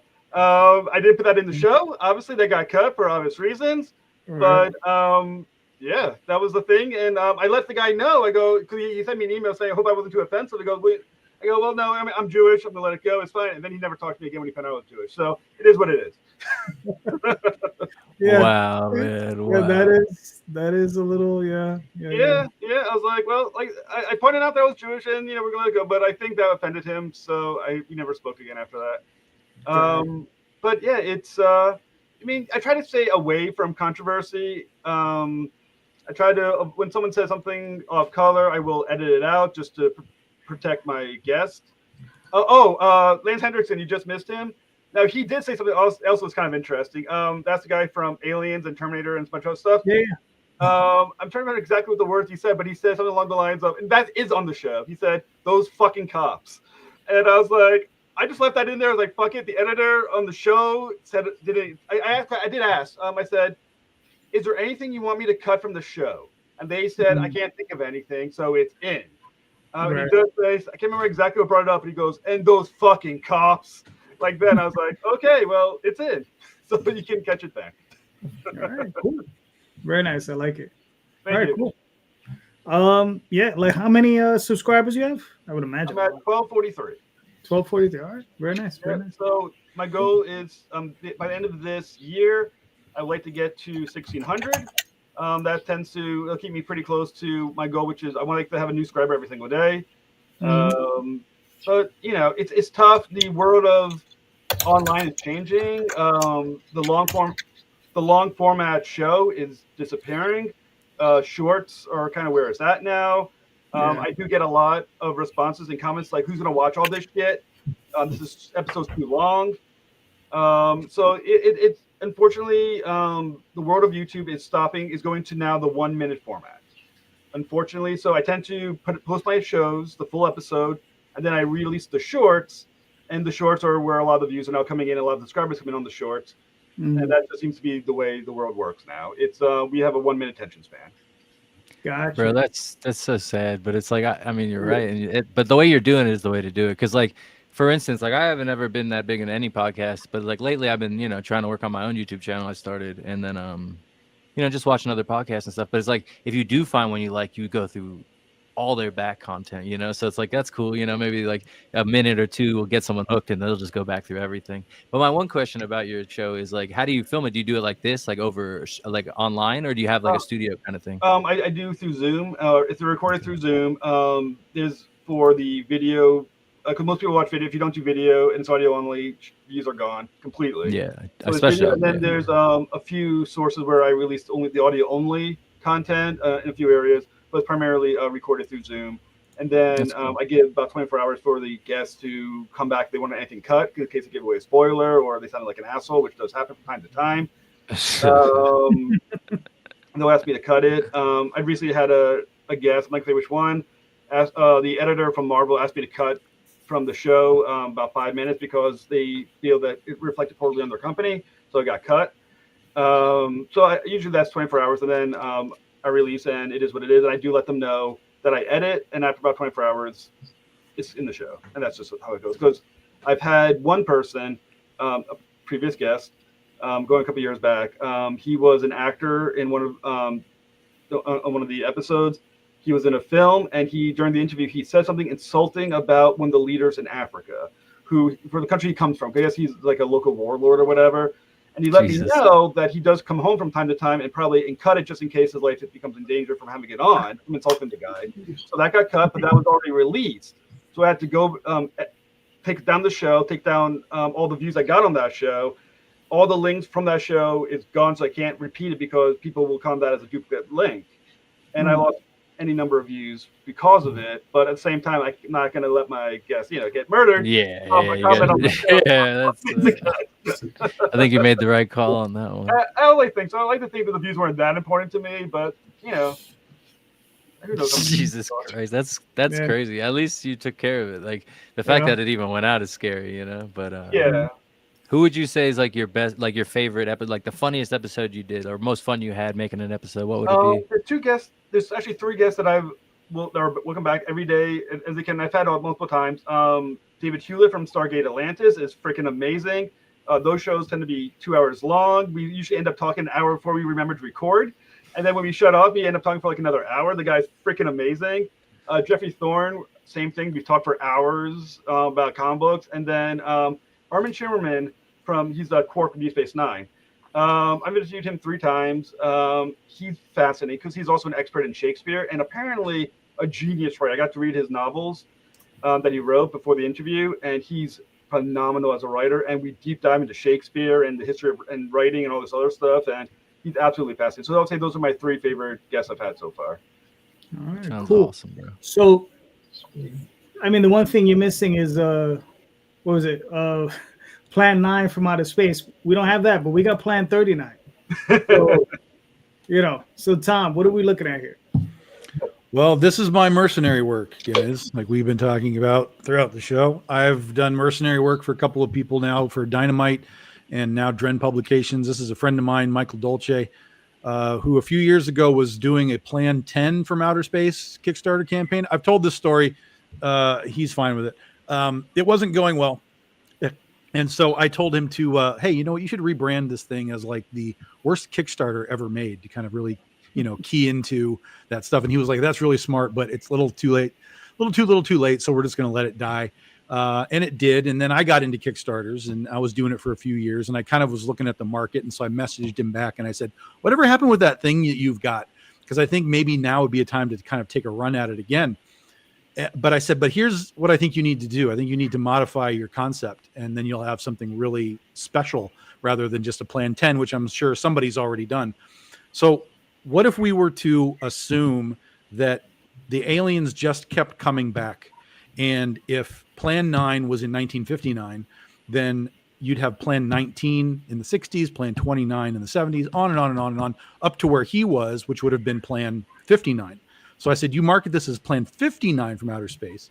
You do this campaign. And if it goes well this time, you now have the doors completely wide open to continue the franchise in whatever direction and mode you want to do it in. So he said, that's amazing. And I said, yeah, go do it. Take it and run. And so he did Plan 59. It was a big success.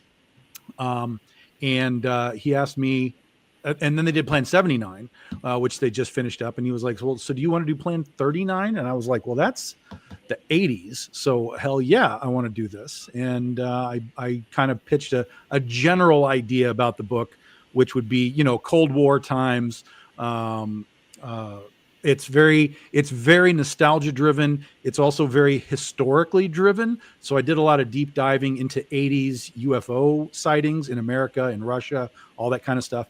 So there's all kinds of stuff in the story that is, draws from Plan 9 from outer space, draws from the 80s, draws from history. and then we kind of wrap that all up in a package to get this story that we have an alien. The first issue is basically our alien comes to Earth to do a little bit of reconnaissance before the plan gets started. She runs into a video game arcade where she sees all these kids playing all these games with buttons and joysticks everywhere. So she assumes that this is some sort of like a training place where, the kids are learning how to, run machines and so on. One kid's playing Missile Command. And as she's watching him play Missile Command, and she's asking him, like, okay, what is this? The little UFO comes across the top, and the kid just shoots it. Boom. And she goes, you just destroyed that without even trying to communicate with it. The kid goes, you don't communicate with aliens, you destroy them. And so she's like, oh, fuck. This plan may be hosed because we may not have all the information we need. She goes back to her ship, and the story continues on. So that's sort of what kicks the whole thing off. It's super fun. It's art by Ricardo Silva, Gat Melvin on the colors. And you can see just from that first page there with all the dates on it, we go really deep into scroll down right there. All the dates, we go really deep into like actual UFO stuff, pop culture stuff. I went deep into like the X-Files, trying to like understand the FBI and how they dealt with like Project Blue Book and, all those kinds of things. So it's a really layered book, but it's a lot of fun. Sorry, there's no kissing in it. Everybody who wants the NSFW stuff, there are no alien kisses in this book. What about the people who don't want words? They're screwed on this one too, I think. I was going to mention that there are a lot of words on these pages. They're good words. Story. There's good even words. fucking numbers in the backgrounds and stuff. What I the know, hell? right? I know, right? Jesus Christ. What was I thinking? Listen, Those are pretty dope panels too. I like those numbered panels, the history panels. Those are cool. But I have to say, you guys did a Patrick Nagel cover, so you guys are good in my book. We did what? Patrick Nagel. Oh yeah, Nagel. Yeah. That's Yeah. Keith Garvey. He's been doing those for other people for a while, and I was like, dude, I'm doing an '80s book. I need that. And he was like, of course, yes, let's do it. It came out great, yeah. And then if you scroll up, Pedro Perez did the little Han Solo homage for our video game arcade. And then Greg Bo Watson did the Hitchhiking to Roswell cover. And then Ricardo Silva did the main cover. Yeah. All right, cool. I got 151 bags. You got 8 days left. Yeah. You guys are ready for this, so you're good. Oh yeah, Very we're nice. rolling. So this will be a 3-issue series. They've given me the go ahead to make it 4 if I want to. I told them I think I see 3 here, but we'll see how I get to by the time I end 2 and get into 3. We'll see if we can expand it, but 3 for sure. Maybe like an extra size 3rd issue. All right, cool. Very nice. I like it. All right, cool. All right, I'm gonna pull up my campaign real fast, and I'm gonna Fallen Gods. So this is my trade paperback for Fallen Gods. This is an Oswald Chronicle. This was actually the very first story I ever did with Jade Gonzalez. She's a series artist. We've been on it together for 14 years, I think, at this point. Wow. And this was the very first story we ever did together. And it's funny in seeing it because the artwork is a little crude in comparison to what's going on today because she's grown as an artist, but it's 140 pages. It's in full color. It's colored by Liz Buenaventura, who's gone on to color for I think Oni and Zenoscope and a couple other companies. I think she did work for Boom as well. And yeah, so this is just something that I did a while ago. It's a fun story. Oswald travels to different dimensions, fights sorcerers, talks to gods, does all kinds of crazy stuff. A lot of fun to story. So but yeah, got another 14 hours, and then we're done. Geez. Yeah. So we're almost finished. We're almost at the end of this. So. Kind of 14 hours. That's like 9 in the morning, 12, 9, 10, 11 in the morning tomorrow. You guys are watching this shit at weird times. You know that you can end you can set your end date and time so that people don't have to wake up in the morning before they're going to work and try and get your campaign in time. Yes. I know. And yeah, Okay. Yeah, I set mine I think to end at like 1:30 in the afternoon Vegas time. So like yeah, it'll be about 4:30. There you go. East That's at Coast. least So like let's- lunchtime for Vegas, Yeah. at least, you know. yeah. But I was like you're saying, maybe you're right. Maybe it should be like set to right after they get off work. You know. But at the same time, I feel like a lot of people back your shit while they're at work. I'm just Yeah. Yeah. Oh, absolutely. Yeah. But having them rush in the morning, I think, is sketchy. I will say this. I think my last campaign, which funded in the last 8 hours, ended around 10 o'clock in the morning, and it popped off. You know, so but it was like our biggest backer was from fucking Germany, though, so I don't know what that says. But yeah, anyway, the whole thing was you never know, I guess. But No, yeah, you never the more, know. the Literally, more you time never- you got, the better it is. Obviously, like Mhm. yeah. All right. So listen, guys. So I got a question here for everybody, right? And I'm pretty sure we've all been here, done this one. What's a mistake you made that you won't make again in indie comics? Okay, I'll jump in. Signed a contract for in perpetuity on a project of mine. That was the dumbest move I've ever fucking made. Never got the money back. Don't own the rights still to the comics. I can't finish it without paying the guy off for it. Biggest mistake. Don't perpetuity should be burned into hell, circle of hell that it deserves to be burned in. Yep. Okay, that's a good one because I've received contracts that have said things like in perpetuity throughout time and space, and I was just like, I remember just contacting that publisher and saying, please never contact me ever again. Thank you. So yeah, I've been there.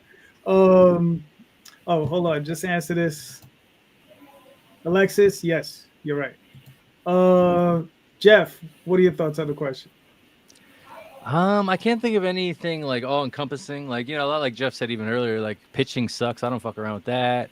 I ain't signing nothing. You know what I mean? Especially without like a lawyer looking at it and stuff like that. But I think a lot of it's like case by case basis. Like there's certain conventions I've done I'm not going to do again. There's certain artists I've worked with or tried to work with I'm not going to work with again. You know, things like that. Maybe even like, you know, just certain people I've maybe reposted their work and then you find out more about them and that ain't gonna happen again either. You know, just things like that. But for the most part, I don't think there's anything that comes to mind that I've learned, you know, like that where I'm like, I ain't doing that no more. I'm trying to think. There's got to be something. So yeah, maybe I'll think about it while everyone else answers. But yeah, thank you. All right, cool. Rod, what are your thoughts? So whenever that's a unique question, but it did remind me of one thing that I really regretted, which was this was around 2005 to 2010, that kind of period, where remember when companies were looking for all these comics to make into movies and whatever, multimedia, whatever, right? And they were sniffing around comics and anything comics, anything manga. So we were caught up in that. And at the time, the company already had like they were talking to somebody, but nothing was happening. And these other strangers approached me personally and started, you know, making an offer.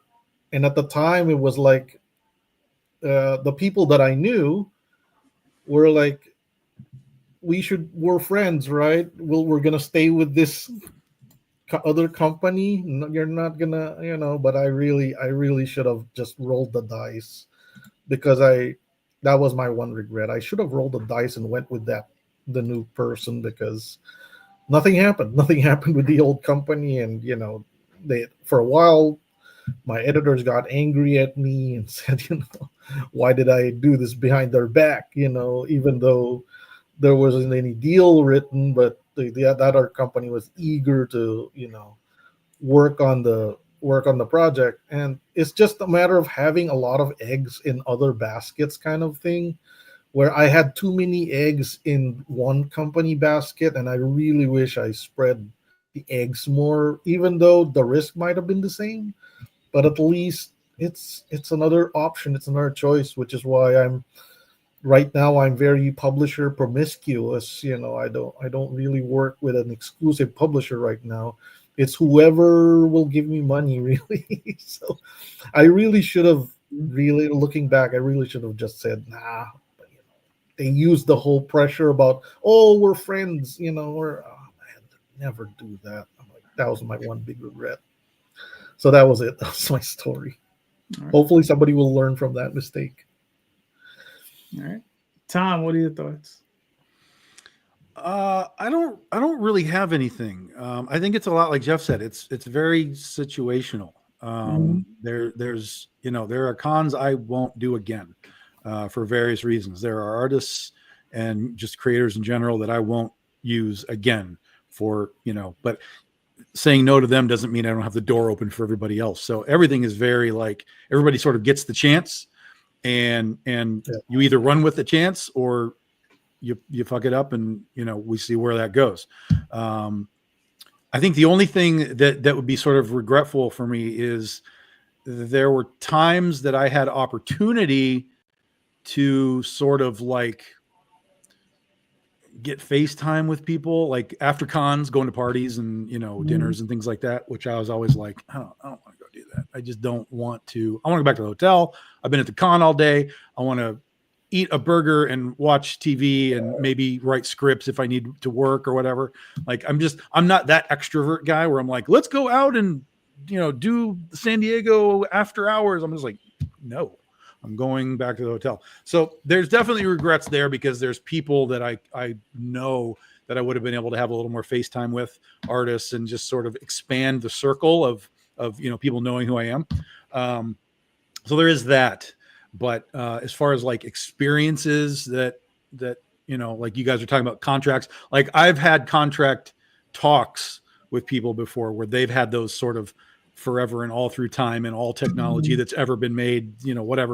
Like they've told me about those contracts to kind of warn me off of that. And I was like, oh yeah, that's a little brutal. So I haven't had that experience to deal with myself yet, but I'm aware that it's out there. So yeah. Mm-hmm. All right, cool. Yeah, I'm still feeling like fallout with the only time. Go ahead. I was gonna say the only time I've ever even had an interview or anything with a publisher. I'm not even gonna say who it was. I think they're still around, but they hit me up around the time. I think we just finished issue 1, maybe it was around issue 2 of Magic Powder, and they were basically like, "Yeah, man, just keep doing it, and then when you guys are done with the first arc, we'll take all of the credit and make it into a graphic novel, and we'll own all the rights to blah, blah, blah."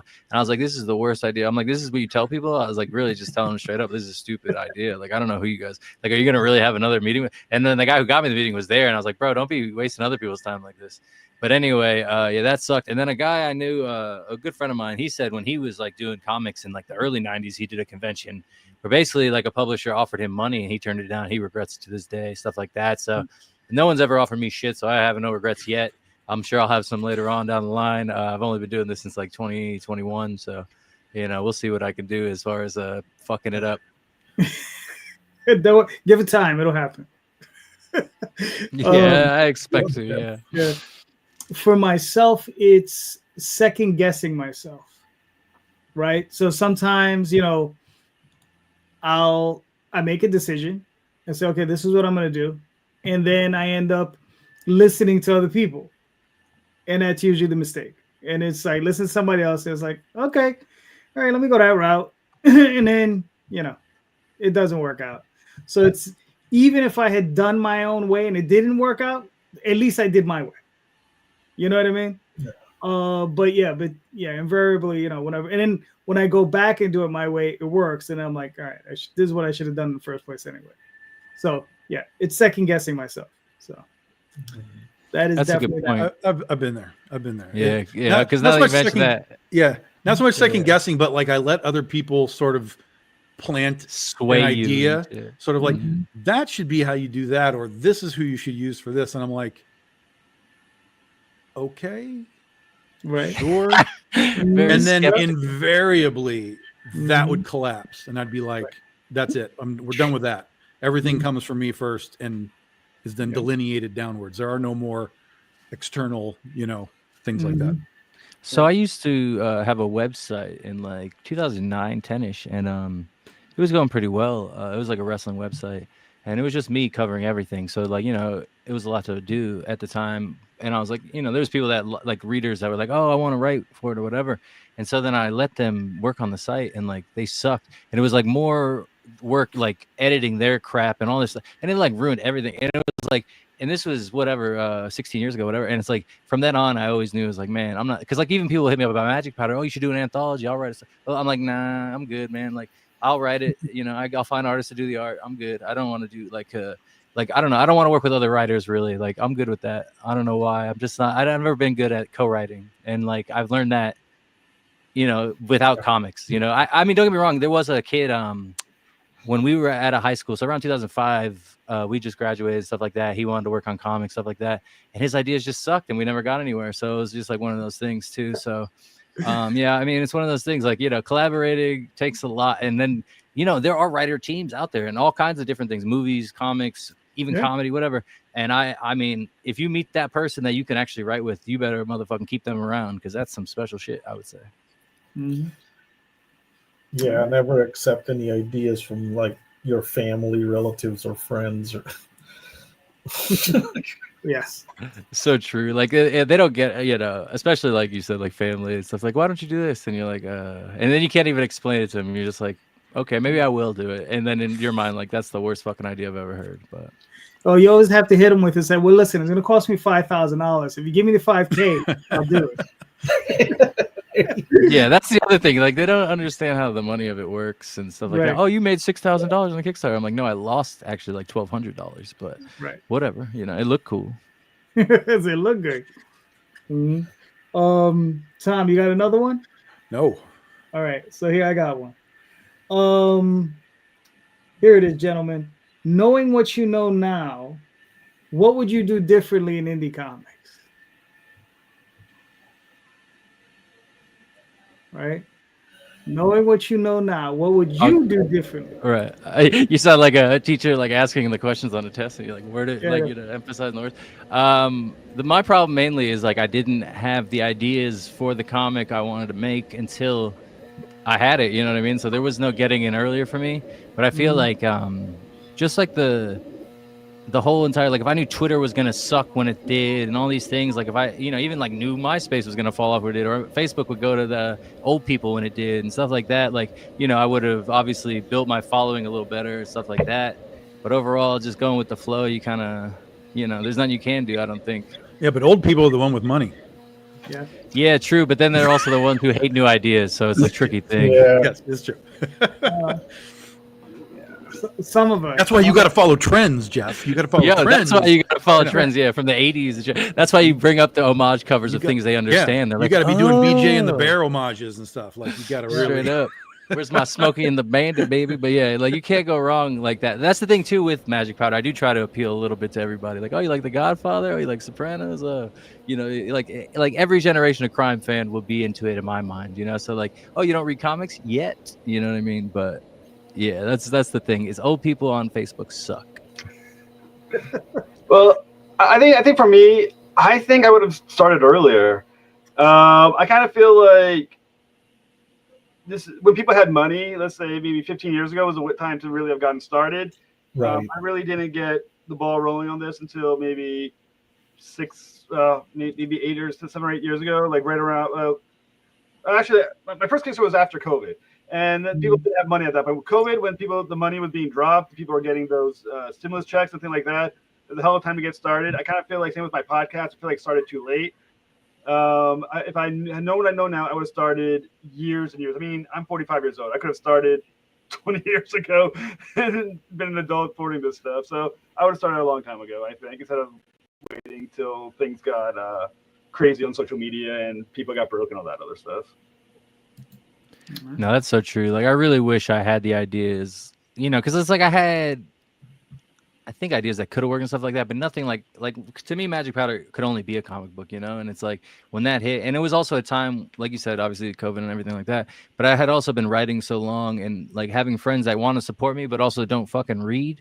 So I was like, obviously like Tom has run into things like this, but where it's like, basically they just want to look at the pictures. So I'm like, okay, it's got to be a comic. I got to come up with a comic idea that, But like you said, if only I came up with that idea when I wasn't 40, and I'd probably and when people have money, because obviously 2008 happened, all that kind of shit, but they bounced back, and that would have been the time to get on it. And then, like you said, with the podcasting and everything like that, I'm watching a podcast now that started around COVID times, and these guys are up to like 15,000, Patreon subscribers and all this stuff, and it's like, is that possible now? Is it possible? I don't know. Well, I mean, I'll say before I was did my podcast, I was doing interviews and getting interviews in the publicist work for a previous podcast that came out right at COVID. And we shot up to, I think by the time I left, we had 139,000 viewers a month. And that was the time to do it because people were home. So what do you get now? Compare that to now. 30. Okay, but still, that's okay. That's huge. Yeah, that's the number I'm looking at right now. I'm counting shorts and everything else. But yeah, so that because that's COVID, people were home, people had the free time. The guests had nothing better to do because films were being made, so they were willing to talk with you. I mean, that was the time to do it.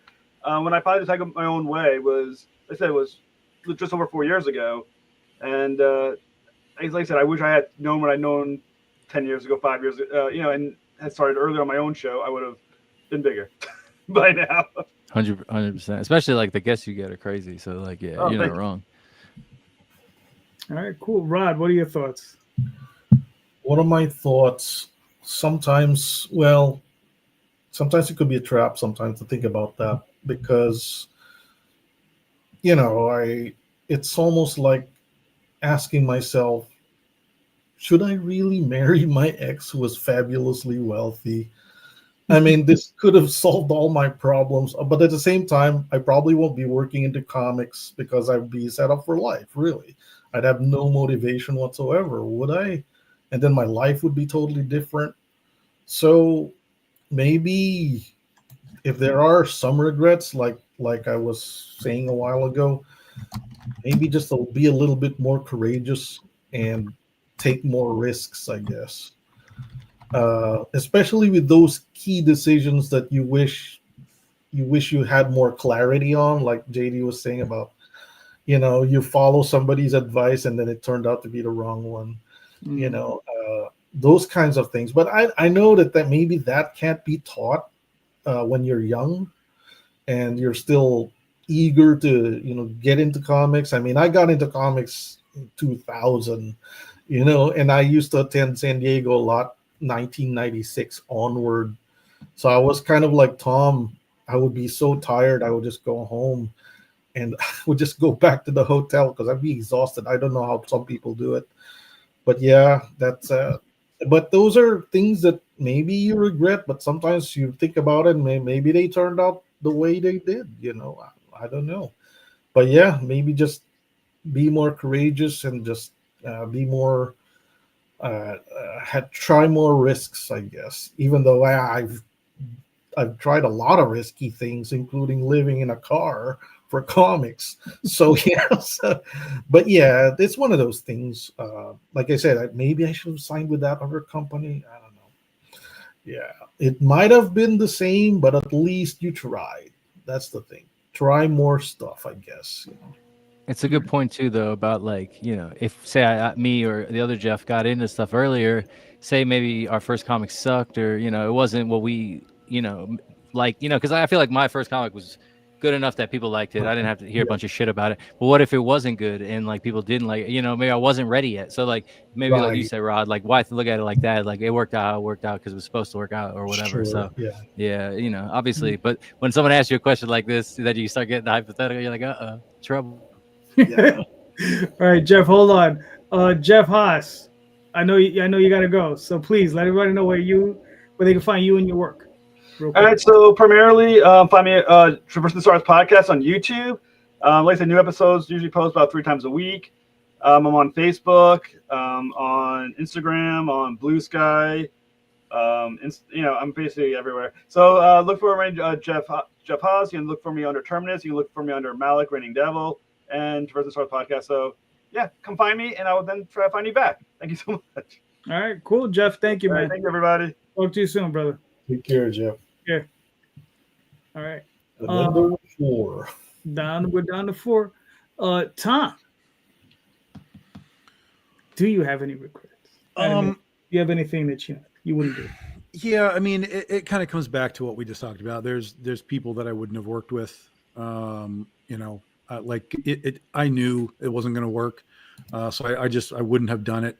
But really, all that's kind of small stuff. The only real blip that I've had in my career, and I've talked about this before, is when we moved over to Aspen. We did our first 4 years by ourselves, when we kind of felt like we'd hit that glass ceiling, and what do we do now? We can keep going. Kickstarter had become a thing. We were like, well, maybe we could kind of use that to help us out a little bit. But then, we knew the guys over at Aspen, Vince and Frank and Pete, and we were like, does this make sense to sort of like partner up and put our stuff under the Aspen banner and whatever? And they were like, yeah, I think this might work, and so on. And all of it was good. But again, like the question was, knowing what you know now, and knowing what I know now is that only lasted 3 years, because at that third year, Aspen sold part of their studio to a Hollywood company to start focusing on Michael Turner projects and stuff in Hollywood. And so at that point, all of the comic book business kind of stopped, and there wasn't a place for us to publish through them. So while the experience was fantastic and I learned a lot, I kind of had that 4 years and then like this weird blip of 3 years where a lot of people thought we were gone because Big Dog didn't exist in Diamond anymore, even though we were just under Aspen. People were just like, well, I guess Big Dog Inc. is gone and whatever. And for 3 years, and we dropped back out of Aspen. Instead of going back into the market, we started with Kickstarters. So we reimagined the entire infrastructure for what we were doing, and Kickstarter worked. So we just kind of stuck with that. And so that whole process of that, like 3 years with Aspen and that first year with Kickstarter, the comic book world assumed we were gone. Because we're not in stores anymore. And so that's the only sort of like, looking back, if I had known we couldn't really take that ride for longer period, like if I knew it was only 3 years, like you got 3 years to make this work, I'd have been like, I think we can probably make it work a different way on our own, just to maintain ourselves, our own identity. So that's the only thing that kind of jumps up at me. But at the same time, we lost a bunch of fans because they thought we were dead, but we gained a lot of Aspen people that were like, oh, like, who are you? I don't even know who you are. They didn't know us from 4 years of Big Dog Inc. So the fact that we were attached to that brand for 3 years was really good for us in that regard. So it's sort of just a balancing scale, like what was good, what was bad. Did it balance, or was there a clear like problem?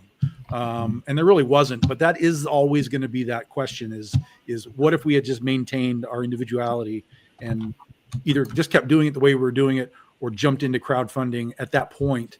What would have the possibilities been? I don't know, but that's, and that, so it's not to say that I wouldn't do it again. We've gotten in bed with Antarctic Press. They're reprinting some of our stuff, but it's not like we moved everything over and we're like, we're Antarctic Press now. Like, that's not what's happening this time. It's a little bit of a modification. Now it's just like, hey, Ben, take that book and you guys go do something with it while we're still Big Dog Inc. over here. And they're like, awesome, cool, let's do that. And I'm like, yeah, that's fine. Mm-hmm. All right, cool. That's really neat, fellow AP artist. There you go. I think for myself, it's probably not trying to find a publisher for my work like years ago. I think. Because, and again, like I've had publishers make offers. I literally had a guy who's a publisher. I have one of his books on my shelf right over there, and I keep it there to remind me of the son of a bitch. He walked up to me at a show, and he looked at we were doing Tall Tales at the time, and he walks up, he says, "Yo, man, that looks really, really nice. I would love to publish that for you guys. I'll just take 50%." And he was like 50% of all of the rights, of the entire property. And I was like, let me take that. Let me think about that for a while. And and then he sent me an email, and I was just like, dude, just wasn't giving up. And I was just like, nah, I'm good. Thanks. There's another one. And that was another deal from the other one. So it was just like crazy. But maybe trying to find a good publishing partner, which is always hard. It's always difficult, finding that in the marketplace. Other than that, I'm pretty damn, like, it takes me a long time to pick up an artist, right? It takes me a long time. And sometimes I feel like just recently I skipped a step, and that's where I fucked up. And I was like, I should never skip that step, So, and the step usually you're still learning even now, like even now, man, even now. Because listen, I'm like, the person I got, I'm like, I've seen their work before. They're a pro. They were delivering on time. But the stuff was just boring. It was just uninspired and boring. And it was just like, that sucks. Exactly. And I'm like, that's the worst part. Is like, you like the guy, but you got to fire him at any job. That's the worst. Yeah, exactly. It's like, I like you. And the thing is he got the characters spot on. Like, he got them on right on point with the way they're supposed to look. Right on point. But I was just like, his panel layouts, the angles, the storytelling, just none of it was there. None of it was there. And I was just like, can't do it. So when you're putting your script together, you don't choose the panel layouts and stuff usually? No. Interesting. I don't. I use a hybrid form of a script versus Marvel. So what I do is I give all the dialogue. I give instructions for facial features, but I don't do panel 1, page 1, panel 2, block grid. I'll do it once in a blue moon when I want to do something very specific. Yeah, when you know what it is, kind of thing. Right. Like, if I want a double page spread, but I want like 4 panels laid out across the bottom, where that's where I want the story to run on the bottom, and I want a big thing on the top. I'll do a 9-page grid once in a blue moon just to do something very specific, right? Little Watchmen in there. I like it. Right. I'll do very specific things, but it's blue moon for me because I rather let the artist breathe, right? I let them set the pacing. I let them do that stuff. I don't even set I don't even tell them like fit in 24 pages. It's fit in 28 pages, which can sometimes blow up in your face when you're dealing with an artist who does decompressed storytelling. He just gives you like 60 splash pages. Right. Yeah, don't tell that to me. Yeah. I was like, that's dangerous. Right. You'll get 50 back. Right. And it's just like, it's just like really decompressed. And I was just like, and I had to talk to the guy. I was like, listen, because I love his artwork. And he's the exact opposite. He gives me great angles, great everything. He does all the stuff. But I was like, look, we got a lot of, I have a lot of talking head scenes, right? I said, the people talking, we have to get the message across, but you got to crush those pages together. But we're going to have a lot of action. That's where you could do the big stuff and, do that there, but this, and he got it. So it took a little bit, but we got there. Because usually when I hire someone, I usually hire him to do a pinup, maybe a cover. Then I hire him to do a short story, 4 or 5 pages. And then I'll hire him to do maybe like a one shot. I went from pinup to one shot, and that's where I should have done the short. If I would have done the 4 or 5 page short, I would have realized very quickly that this wouldn't work. So yeah, I had an artist like that on Public Defender where it's like he kept hitting me up like, hey, you need artists, whatever. And I'm like, well, I'm gonna give this guy a page no matter what. And it's like, it's fine, whatever. But yeah, I wouldn't want to give, because I got to pay for these fucking things. Like, it better be up to what I'm paying for. And it's like, you don't want to be mean to people like, oh, I don't think it's good enough or something like that. But I guess you just say it's not what I'm looking for or whatever. Say however you want it. But you just feel bad like turning people down. And then even after you work with them, then they're thinking like, oh, you're going to hire me for more stuff. And it's like, bro, I did that, like now you can show other people maybe and get other, I don't know. But that's the one thing with artists. They're humans too. Yeah. Listen, man. For me, with Oswald, there's always a thing about he's the toughest one. So if you can get him, the rest of it should flow. But if you can't hit him, I'm like, we're just not gonna be able to do it. But anyway, to be honest, I've been crazy the way I hire artists. Honestly, like I don't give them enough of a tryout really, because even this new guy that's doing Magic Powder, Nick, he was recommended to me by this guy Ignacio, who, did my like couple covers, worked on Public Defender, stuff like that. But he's like, this guy's dope, whatever. And I was like, all right, I'll let him do a sample page, and he killed it. Actually, the sample page, he followed my storyboards too much. And I was like, this sucks, bro. And he was just kind of like, oh, well, let me do it my way, blah, blah, blah. And, he changed just the angle of one of the panels. And I'm like, because that's the thing. I learned, I was watching the movie American Splendor, or whatever, 2002 or whatever the fuck. And Harvey Picar in the movies just like drawing his boxes and everything. And so that's kind of like where I started. I was like, I'll do my script because I write screenplays and stuff. But usually I'll do with my comics, I'll do storyboard first. Then I'll script it. And like, edit anything while I'm doing that, and then give it to the artist. And then if they feel like, oh, this will look cooler this way or whatever, that's cool too. Like, you know what I mean? It's just more so, I don't know. I don't know if it makes it quicker or not. Maybe it makes it harder. I'm not really sure. But to me, it's like, I guess it makes me feel like I'm more part of the process too, where it's like, I know how it's going to look in my mind, so I can also script the next issue and things like that. I don't know. But yeah. So anyway, this guy, Nick, he did the one page, whatever. I was like, all right, let's go. And that was it. And now we're doing it. You know what I mean? Same thing with Danielle. I met him. He did maybe one page. I was like, all right, let's go. Like, I don't know. It's just kind of, I don't want to wait. I don't know. So like, yeah, I've been lucky, but usually you could tell. I don't know. Maybe because I'm looking at it's, because like a pinup, like you said, would be harder to tell than an actual page. But one page, you can usually tell how fast they work, what they color, if they understand your scripting, stuff like that. All right, gentlemen, we made it to hour 2. Thank you so much. You guys are all awesome. Let's start with Rod. Rod, where can we find you and your work, sir? Most of my work can be found at drivethroughcomics.com, as you featured there. I'm also on Patreon, Rod Espinosa. And if you like the NSFW, I have another Patreon, and it's called You Know Who Makes Hot Art Without Any Spaces. So, and then thank you, JD, and shout out to Daphne Lage for all the wonderful commentary. Yeah. All right, cool. Jeff, where can we find you and your work, sir? Right now, hit me up on Kickstarter. Just type in Magic Powder, you'll find us. Magic Powder issue 7. We're trying to fund this mother. Outside of that, I just started a YouTube channel called Jeff Makes Comics. I think it's just at Jeff Makes Comics. So youtube.com/whatever Jeff Makes Comics. And yeah, hell yeah, thanks, Rod. And then getmagicpowder.com is my usual website in case you missed the Kickstarter, you want to grab the stuff off of there. But yeah, so yeah, Jeff Makes Comics, that's my new thing. Right now it's just me talking. We're gonna do an actual like a show where it's like me, my other friend Jeff, who does the Elf with No Name art, and who's gonna do my other horror comic that I got the grant for. So he's gonna be doing the art while we talk, and then my buddy Mike's gonna be like the co-host kind of guy, and we'll just be talking while he makes it. So Jeff Makes Comic, like Jeff will literally be making a comic while we talk and shit. And then I'm also gonna do Jeff Makes Friends, which will just be me talking to like other people, hopefully other comic artists, stuff like that.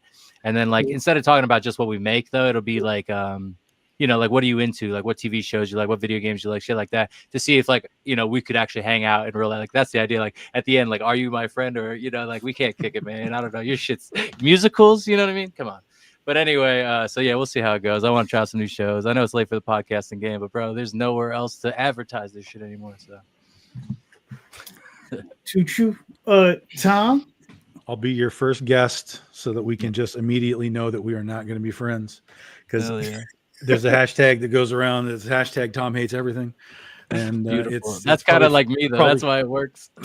Okay, well then maybe it's all right then. Maybe it's fine. Yeah. Well, I thought you were just about to say you love musicals, so you went a whole different way. I think we'd be good friends, honestly. So yeah, no, that's good. Tom's in. I like it. BigDogInk.com, guys. You can get all of our back issues or trade paperbacks or whatever you need. Plan 39 from Outer Space runs until, let's say, this says that we have 8 days left. So next Tuesday, I think next Tuesday, it's going to wrap up. I do. I'll throw you guys in on mine. Beautiful. We appreciate it. Promo. So next Tuesday, you got a little over a week to get it done. For us, for Big Dog Inc., that's it. We'll be live again starting in January with Legend of Oz Volume 7, celebrating the 15-year anniversary of the book next year, along with, hopefully, fingers crossed, we had to push it back this year, but our shark book, it's only an island if you look at it from the water, will launch in June, July. So we're getting active back on that again, too. So, yeah, that'll be fun. All right, cool. So find me on Facebook, Instagram, Twitter, all those different places. Right now on Kickstarter with the Oswald Chronicles, and we'll be back next Sunday, and hopefully Mr. Rosario will be making his return. So he'll be back with us. Tell him I said what up. I will let him know. And then, well, you know what? He should watch the show, so the son of a bitch can, he can watch it for himself. So, but yeah. But everyone, please check out the show notes. In the show notes are links to all of these various campaigns or websites to all these various creators. Click on those links, buy those books. All of these creators are all making fantastic books, all doing great work. And go check them out because they all deserve your support. So go do it, whenever you can and as many times as you can. So thank you so much. And don't forget, read more indie comics, especially ours. Have a good night, everyone. Thank you. Thank you, JD. Thank you, Good luck Rod. with all your Kickstarters.